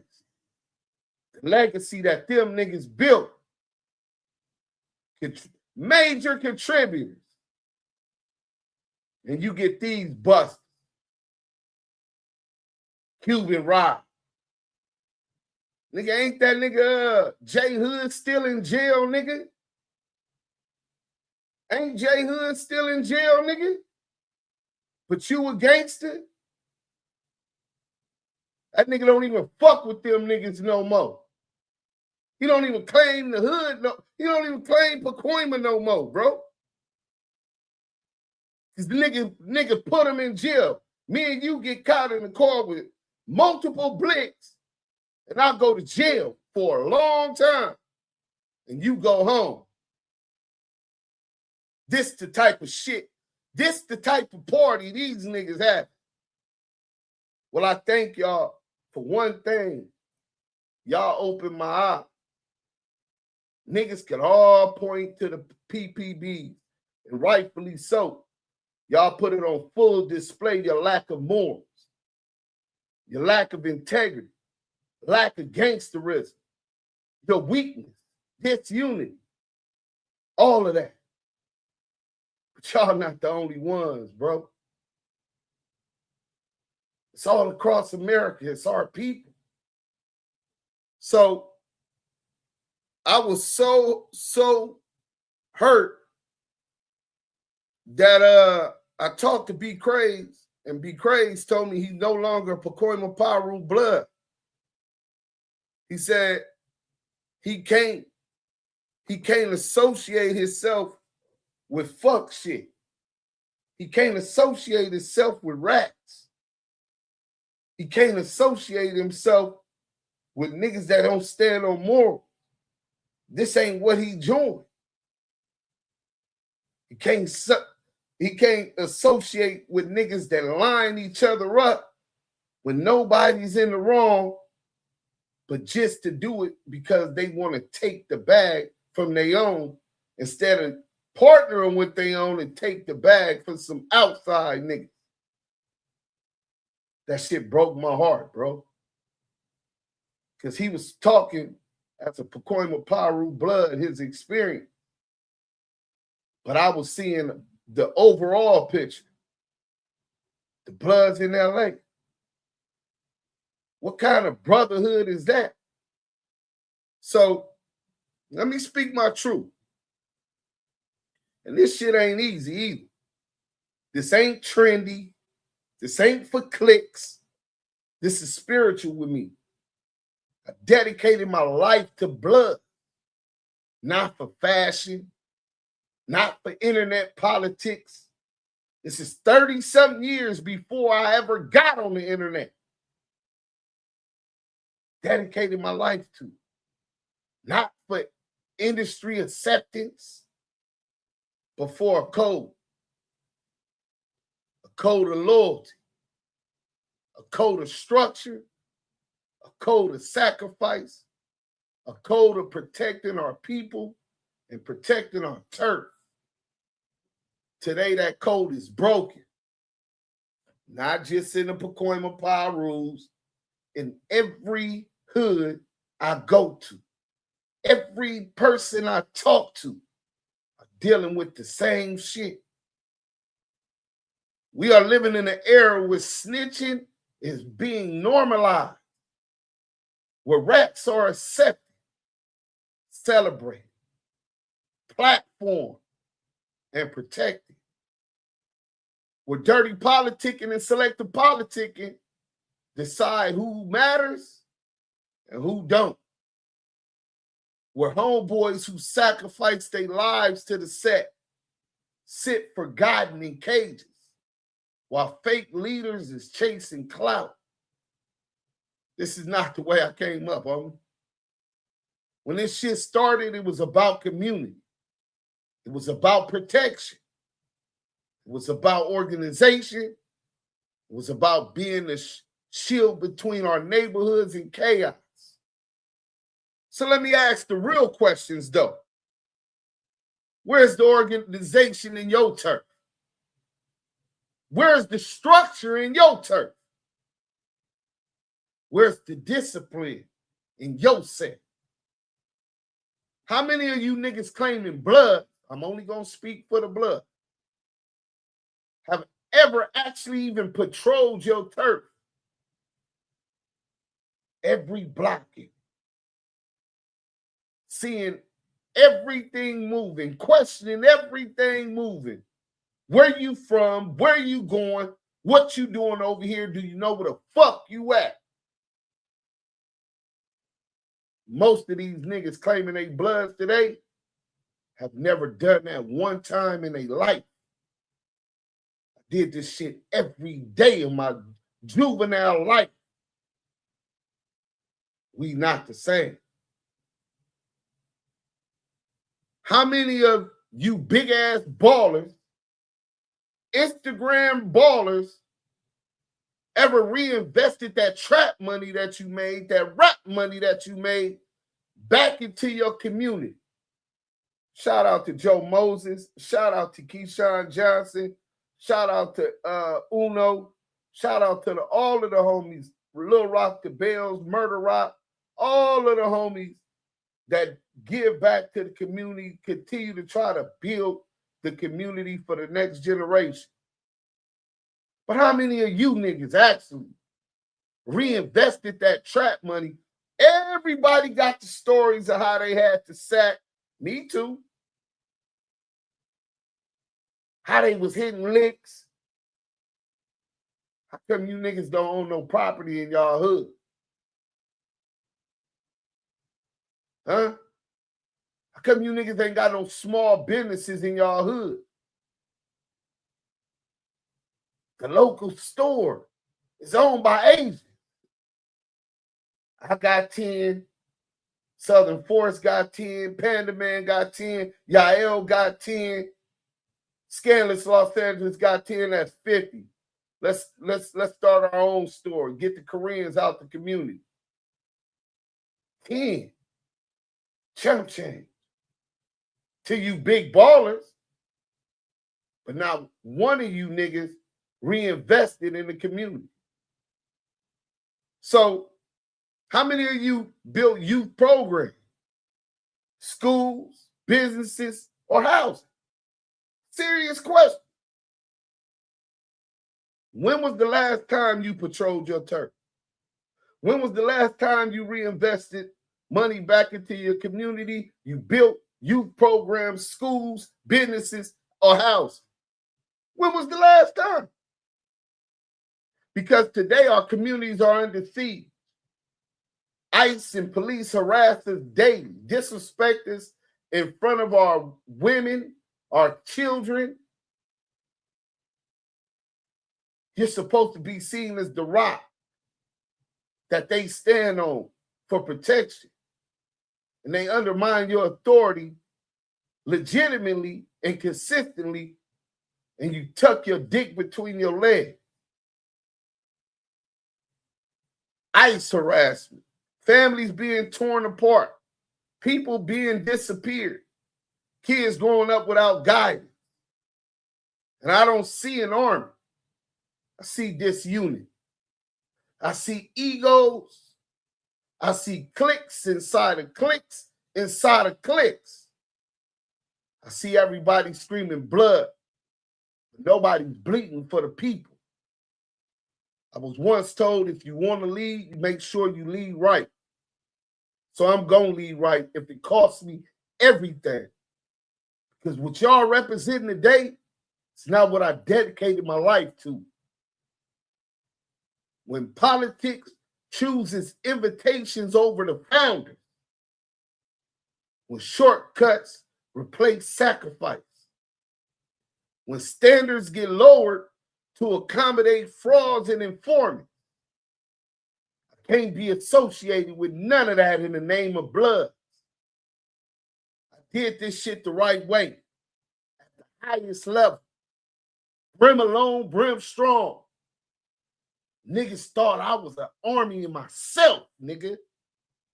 Dead homies. 33 years at the highest level. I'm not on nobody's paperwork. I never ratted on nobody. I never bended. I never sold out. And I refuse to lower my standards and keep wearing a flag that no longer stands and is valued for what it once meant. So I'm saying this clearly. I'm denouncing all gang affiliation with the blood, the Pyrus, and the Brim. Not because I'm weak, not because I'm scared, not because I switch sides, because I'm evolving. I'm choosing purpose over politics. I'm choosing community over chaos. I'm choosing children over reputation. I'm choosing building over banking. The Damu and Kiwe conversations no longer has nothing to do with the Crips and Bloods of today. We will be in the community. We will be building. We will be educating. We will be creating resources. We will be protecting youth with knowledge, opportunity, and structure. That's real power. To the ones who choose rats, to the ones who choose clout, to the ones who choose disunity, your fate is sealed by your own choices. I'm leaving you to it. Y'all can have that. I love what we were supposed to be, but I refuse to stand next to what it's become. Anybody who want to evolve, anybody who want to build, anybody who want to stand on morals, integrity, and structure, come up and holler. I'm dropping the link. It's the Damu Kiwe conversation. Finna drop the link now, man.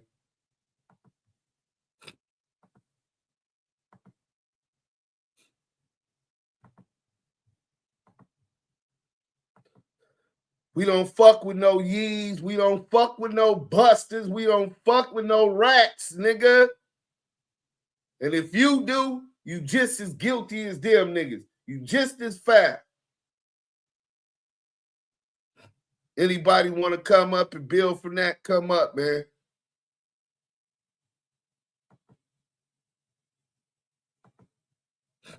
I told you before, bro. You're a prophet, homie. And that's all I gotta say, bro. I'm done. Well, you already said it best, bro. Anything understood don't need to be said. Right. He said Lil Rock the Bills. That's a hell of a name. Yeah, that's the bro. When I got to YA, Lil Rock the Bill ran the Brim car, but mind you, Lil Rock the Bills got this claiming the Brim card, Blackstones under the Brim card, the 20 baby snake in him. You know what I'm saying? And he was on green light by the essay. He knocked out 5 essays in a ride. But yeah, that's the homie, bro. Salute to him. He got the shit going with the kids. At the park, he had it going. I don't know. I know he had got caught up in a little case of some shit, so I hope he was still able to maintain that. But prayers to that brother, man. Good nigga.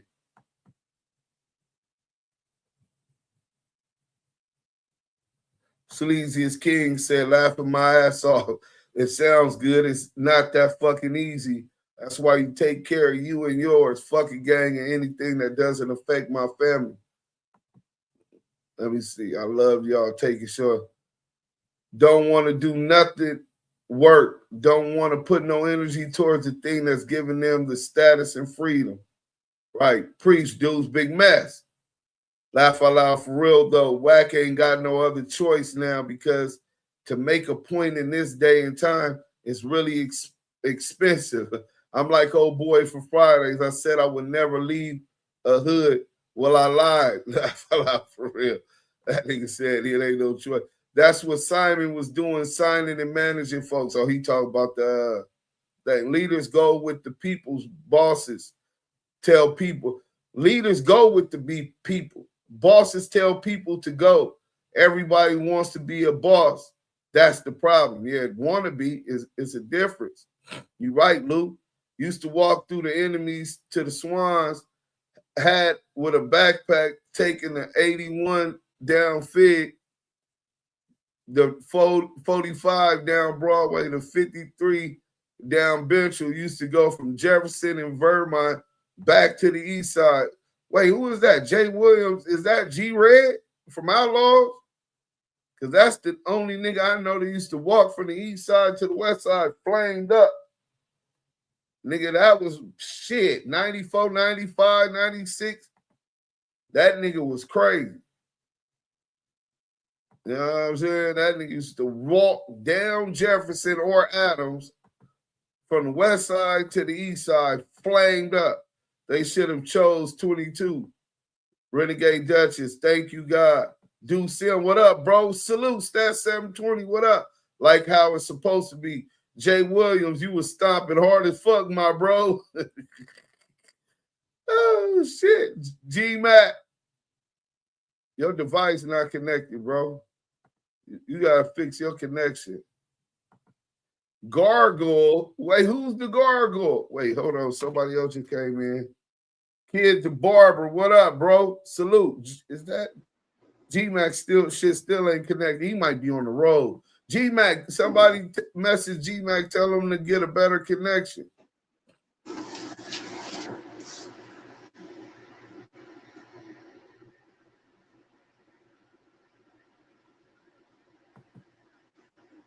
Juvie, hold on. Bomani, what up, bro? I didn't even see you in here. Hold on. All right, here we go. I'm trying to come up, but I don't know. My speaker busted. I'll see if y'all can hear me. Here, how we gonna hear you down there? Come up, bro. I did some shit like that back in the day. Back in 91, walked from Crenshaw and stomped all the way to Century and Inglewood Avenue. Hold on. Crenshaw what? And stomped all the way to Century and Inglewood Avenue. That's still a long ass walk. Crenshaw and anything all the way up to Inglewood Ave. Yeah, G-Max still ain't got no damn signal. Damn, bro, I just woke up. I missed the mental growth in the battlefield of this realism. Hey, man, one good thing, we got the replays. You know what I'm saying? Gargoyle, damn, I was so behind the stream, I'm dumb. It's all right, Gargoyle. Burgundy shirt, khakis, and burgundy chucks with black laces in them. Oh, man, you sound like me, man. OG. With all due respect, whoever G-Mac is, can we please try to get him on? I just want to hear what he got to say, bro. Like with all due respect, OG, from love, from my heart. Look, bro. you can't get him up here if he ain't got no connection, bro. Calm down. We got that. Juvie, to be honest, the link is down for everybody. His shit say device not connected. If the device not connected, I don't think they could get them on here if they wanted to. You know what I'm saying? Stream yard or YouTube. To be honest, bro, that was dumb for me to do, but I stopped caring because once it was what it was, then I'm waiting to die, just occupying time till it comes. Yeah, that's exactly the sentiment. Wish Rock the Bells died, bro. I need seeing rest in peace on this lowrider. I didn't hear nothing about that, bro. Wack to pay Rue. Yeah, he definitely paid Rue, but he didn't pay everything this time. I think G-Mac chipped in on a little bit on it too. Eminem will never be forgotten. Renegade Duchess. Mike B, salute. You know what I'm saying?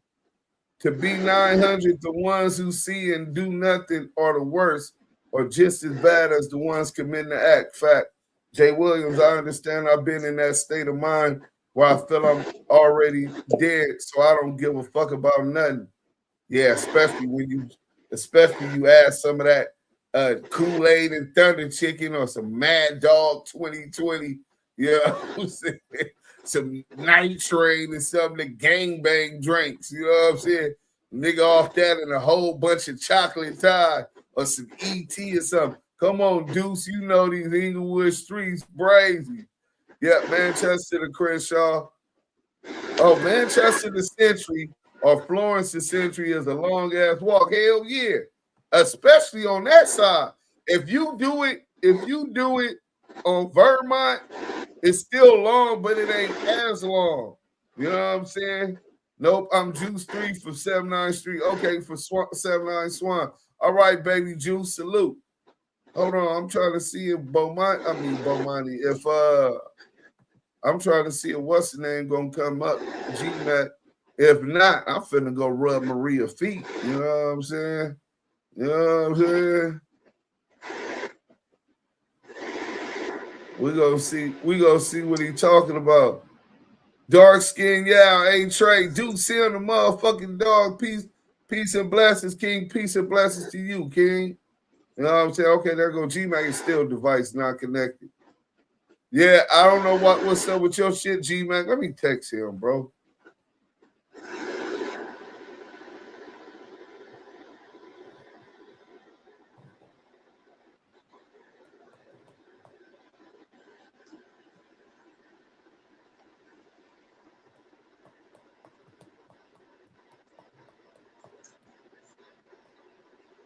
Yeah, he came back. He trying to get in here. I told him his shit ain't got no service.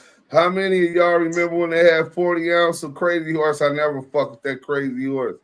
Or that Cisco. One time at a ditching party, we had the leg opener. It was the orange Cisco mixed with the Hawaiian punch, nigga. We called it a leg opener at the ditching party, nigga. Nigga, you the bitch say she bought it and she really want to get faded, be like, we're gonna give you some of this leg opener and see what that do. You know what I'm saying? So I had hit that leg opener, but I wasn't really I was really off that Bacardi 151, 151 proof, taking shots of that shit, a Hennessy drinker. And then when I was on my gangbang tip, I felt like gangbanging, especially like a Fruit Friday. Nigga, we finna get some Thunderbird and cherry Kool-Aid, nigga. They said hit the like button while Deuce reads G-Mac. G-Mac shit right there, and it's not allowing me. They will need to connect. Look, he came back in again, and it's still not. They would need to connect their mic cam. Oh, he ain't connected his mic and camera, bro. You ain't connected.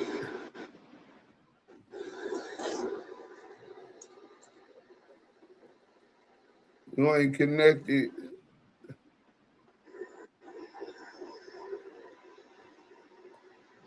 Your mic, camera. That's the problem. I hope you can see it. I'm a problem. Boom.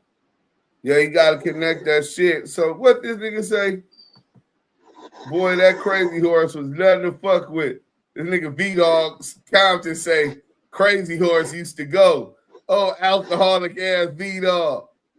Bro, that Crazy Horse was nothing to fuck with. Man, y'all really like Crazy Horse, bro? I didn't like beer, period, homie.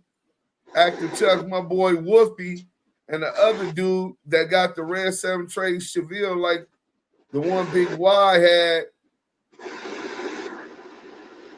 back in the day for 62 Brim, be with the other lowrider that got rest in peace, Lil Rock the Bell. Oh, yeah. It might, I don't know if it's Lil Rock the Bell, bro. I didn't hear that Kimmy died. That Crazy Horse. In fact, I think Blood messaged me like a couple months ago, so I don't think it's Lil Rock. That Crazy Horse is what I was on when I did that walk. Oh, you talking about the Laguna? You talking about the homie Tick? He bought that from the homie Flossie. Silver Satin was that drink. Oh, the Dirty Heat beat say he was off the Silver Satin. I used to hit the Silver Satin. The homies get that back in the day. And don't forget this Seagram 7 and 7. Seagram 7 and 7. Yeah, You know that's what I'm shit. saying? I was on that Irk and Jerk. And the Irk and Jerk. Erkin jerk can make the dick work. You know what I'm saying? Sure. Hey, my shit used to be Super Socko and Gin. Yeah, that Super Socko and Gin was the shit. They stopped selling Socko, bro. You know what I'm saying? Who know a store that still sells Socko? We used to get them St. Eyes tapes and down to 22. I text G-Mac if he he still ain't looked at my DM, bro. If he look at my DM, he gonna be able to get in here. Messy Marv, salute Damu Kiwe Conversations, standing on business like always, man. For sure, Mess, man. Listen, man. One thing for sure, two things for certain. You ain't gonna never be able to connect me to no rats, to no harboring rats, to no busters and harboring busters. It just ain't gonna happen. And the minute that you try to do that because you cool with that, we don't fuck with no yees and busters. That's just YGBs, bro. That's just how I was raised. Tiny gangster. Yeah, that 151 had me with the alcohol poisoning, drinking that shit straight out the cap, yup. Mixed with apple snapple. I heard they only sell Socko on the East Coast. Oh, man, we gonna have to get some next time I'm out in Boston or something. Deuce that crazy horse and that cask and cream E&J. I remember the cask and cream. That was the shit that tasted like eggnog, right? Oh, these 800 King of Beers. Okay, there you go. G-Mac. What up? What it do? Can y'all hear me right? Yeah, we can hear you now. You didn't have your mic. Salute. It wasn't letting you come on because you didn't have your mic and your camera turned on. So that's why they wouldn't. I thought it was the internet. And then I seen that it said that. But go ahead. All that. What you I'm want good, to say? man. I'm good. You know what, man? This shit is sad, man. This shit is sad, homie. Like I said, ain't no excuses, my nigga. I'm a truck driver. I'll be over the road, getting to it, do what I gotta do. I was in Atlanta when all this shit was going on, and I felt the impact all the way over there, man. Nigga had to drive over motherfucking 20, over 24 motherfucking hours straight thinking about this shit. You know what I'm saying? I told you niggas before, the shit wouldn't have happened on my watch like that, nigga. I'd have popped up. It'd have been a melee on my mama, nigga. Fuck blood. And fuck all them niggas he around. I'm ready to bust this shit out. Niggas be like, silence this, silence that. Nah, ain't no silence, homie. Cause I go over there here and hang with real niggas. And I've been telling these niggas, man, these niggas, they ain't seen eye to eye with us, with this bitch ass nigga, homie. This shit is foul. But I'm telling like this, nigga, that nigga, it's only that nigga and his two flunkies, homie. Them niggas know who they are. Hey, Third, I met you at the dam, my nigga. You was real respectful. G-Mac, let me holler at you. What up, Third? What's happening with it? Hey, I don't want no part of this. I don't want nothing on the internet. I ain't no internet nigga, this and that and that. I don't even fuck with Wack and Cuban. Them niggas did some buster shit. Should bad Deuce tell Deuce keep my name off the internet. You know what I'm saying? DZ type of niggas, homie. Talked it all on everything and, oh, nigga, I love you, nigga. Much love, nigga, we'll holler, man. So the nigga you call a buster, nigga, you the main nigga on this motherfucker talking about who said this nigga can't come to the hood. Cuban Rock, nigga. A few days later, nigga, your baby mama hit me and said, what's up with Cuban Rob and Third? And Wack, I don't know what's up with him. Cuban Rob said them niggas some busters. They did some punk shit. I don't fuck with them no more. Yeah, nigga. I got receipts on that, nigga. But ask yourself, Cuban Rob, nigga, why you always under this nigga, homie? You sacrificed your family for this nigga. Your 2 kids, nigga. Begging to see their daddy. You out here running these streets with a bitch-ass rat. Man, this shit is sad, homie. You funky-ass nigga. Fuck y'all fade, nigga. You see me, nigga, get busy. Nigga, we on that. I'm on that. Fuck the fade, nigga. Run into each other, get straight to it, nigga. Shit got me on hot, nigga. I don't know who was all in that motherfucking, I don't give a fuck, nigga. But I'm gonna keep my distance from all this shit, nigga. This shit is weak, homie. This shit is weak. Nigga, we don't condone this shit. Fuck all that, man. This shit is sickening, homie. Nigga, if you had your 2 sons, nigga, I bet you wouldn't pop up wherever the fuck that nigga tell you to pop up at, nigga. I'm taking care of the motherfuckers. You bitch-ass nigga. I got 50 racks, nigga. You showed me in the last 2 to 3 years, you got a picture with your 2 sons on a holiday. You been robbed? That's buster shit, nigga. Fuck your fade, nigga. Get to it. Nigga. And Wack, you already know what it is with your bitch ass, nigga. I've been calling that shit out for nigga for years, nigga. You ain't popping up at no set, nigga. No hood. Fuck all that studio shit. That Studio City, nigga. That ain't Pacoima. I want that shit in Pacoima, nigga. Straight up, nigga. Y'all can have that bullshit out there, nigga. I want that shit in Pacoima. You coming around, nigga. Come around for them fades, nigga. Yeah, you. Wacky boy. You bitch ass nigga. Come around for that, nigga. Come get that. Nigga. And I land on that shit, man. Fuck all this shit, nigga. Nigga have that little tricky ass. I don't know what the fuck this is today times, homie. This shit is real quick, G-Mac. Sickening. So yeah, go ahead, homie. On the event they had, did you donate? Because you could give some context to that. I know. I think this weekend I'm gonna link up with B Craze and Messi and get them on here, right? So that they could get more from what they gathered. So did you chip in on that event in Studio City, trying to help the homies out too, not knowing they was invited? Not knowing, nigga, I chipped in, nigga. They blew me up like, hey, G-Mac, you on it? You got it? I said, yeah, I'm gonna wire it to you right now, my nigga. You know what I'm saying? I'm gonna ride with the youngsters, homie. You know what I'm saying? I got a lot of love for the youngsters up in there, man. I don't know what fuck they was on that night. You know, I holler at a few of them niggas, man. I mean, the shit is disappointing how it went down, because them niggas know. But I'm gonna tell you like this, man. A lot of them youngsters, they not tap in on the internet shit. They don't hear all the disrespecting that goes on. That ain't no excuses. I got love for my youngins. I don't know what the fuck they was on that night. I mean, I wish they'd have tapped in with some older niggas or whatever. I should have done a better job of letting these niggas know who this nigga really was, but I kind of kept it up on our level, man, because this some old man shit. This nigga 48 years old.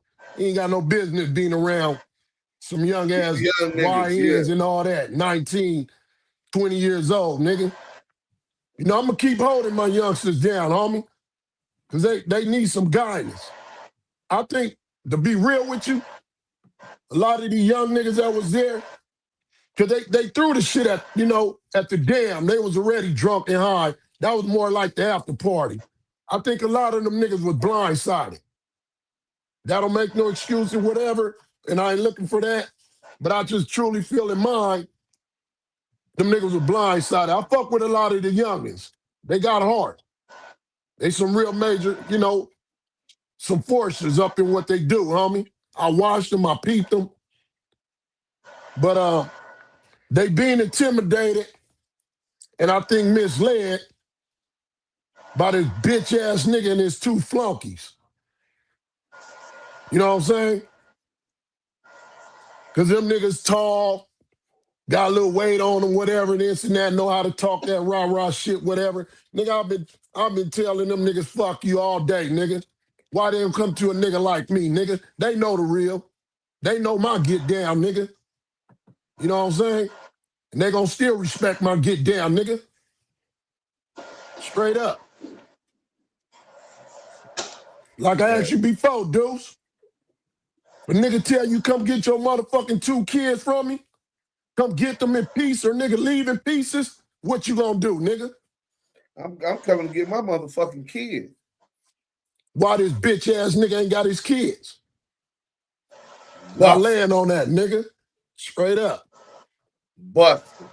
Hey, but salute to everybody in the chat. G-Mac, man, we appreciate that, man. And I can sense I disturbed to your energy that got you, because this ain't even you. But you own that, man, right? I'm gonna tell you like this, man. It hurt me, you know, to see the only nigga I would call uncle, because the nigga like him and my uncle are real, like not real, but they like real brothers. Be crazy. You know, I disappointed the nigga one time, and I refuse to do it again, my nigga. You know what I'm saying? You already know what's up with that right there. You know, Right. so, but that's the only nigga I take pride in calling my uncle. You know, ain't no nigga just going around calling anybody uncle or whatever, because I know the history of him and my big uncles, my real uncles. You know, Be Crazy been knowing me since I was about 5, 6 years old. Picking me up, slap boxing with me, and I feel his hurt. Yeah. It's a fucked up thing. When a nigga done all of that, and these niggas like feel like he ain't deserving of it. The sacrifices. You know, them niggas that's locked behind bars, nigga. Holding it down, giving us the passes to when if we ever come up in that motherfucker. I got him. He did boom. I ain't never been to prison, but I done been to county, homie. And nigga said, nigga, you from 2 P's? Yeah, what's that? Oh, nigga, man, nigga, your homies, nigga. Solid niggas, woo. Hey, the homie from 2 P's, hook him up. These niggas just didn't crush all of that. Yeah, we had the politics of growing up in this shit, going up against niggas in LA by both sides, because of what we was repping and how we was doing it. We had to handle that, hold it down. One thing we really stood on was, ain't no Crip gang gonna ever come in Pacoima. Ain't gonna be no Pacoima Crips. None of that. We was shutting that shit down if niggas ever try to set up shop. And we got that respect. We earned that.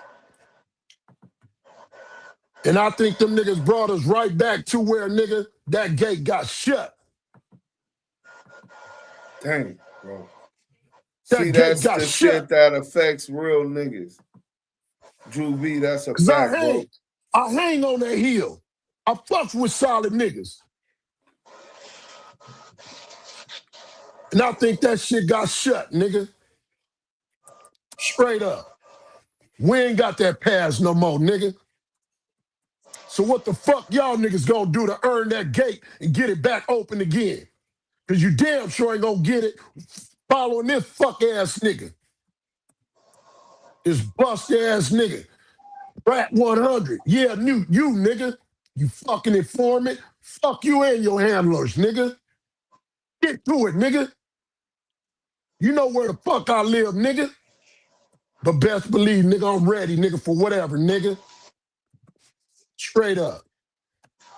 Salute to everybody that came through. Gotta go rub Maria's feet. Hey, this has been another Damu Kiwe Conversations. Salute.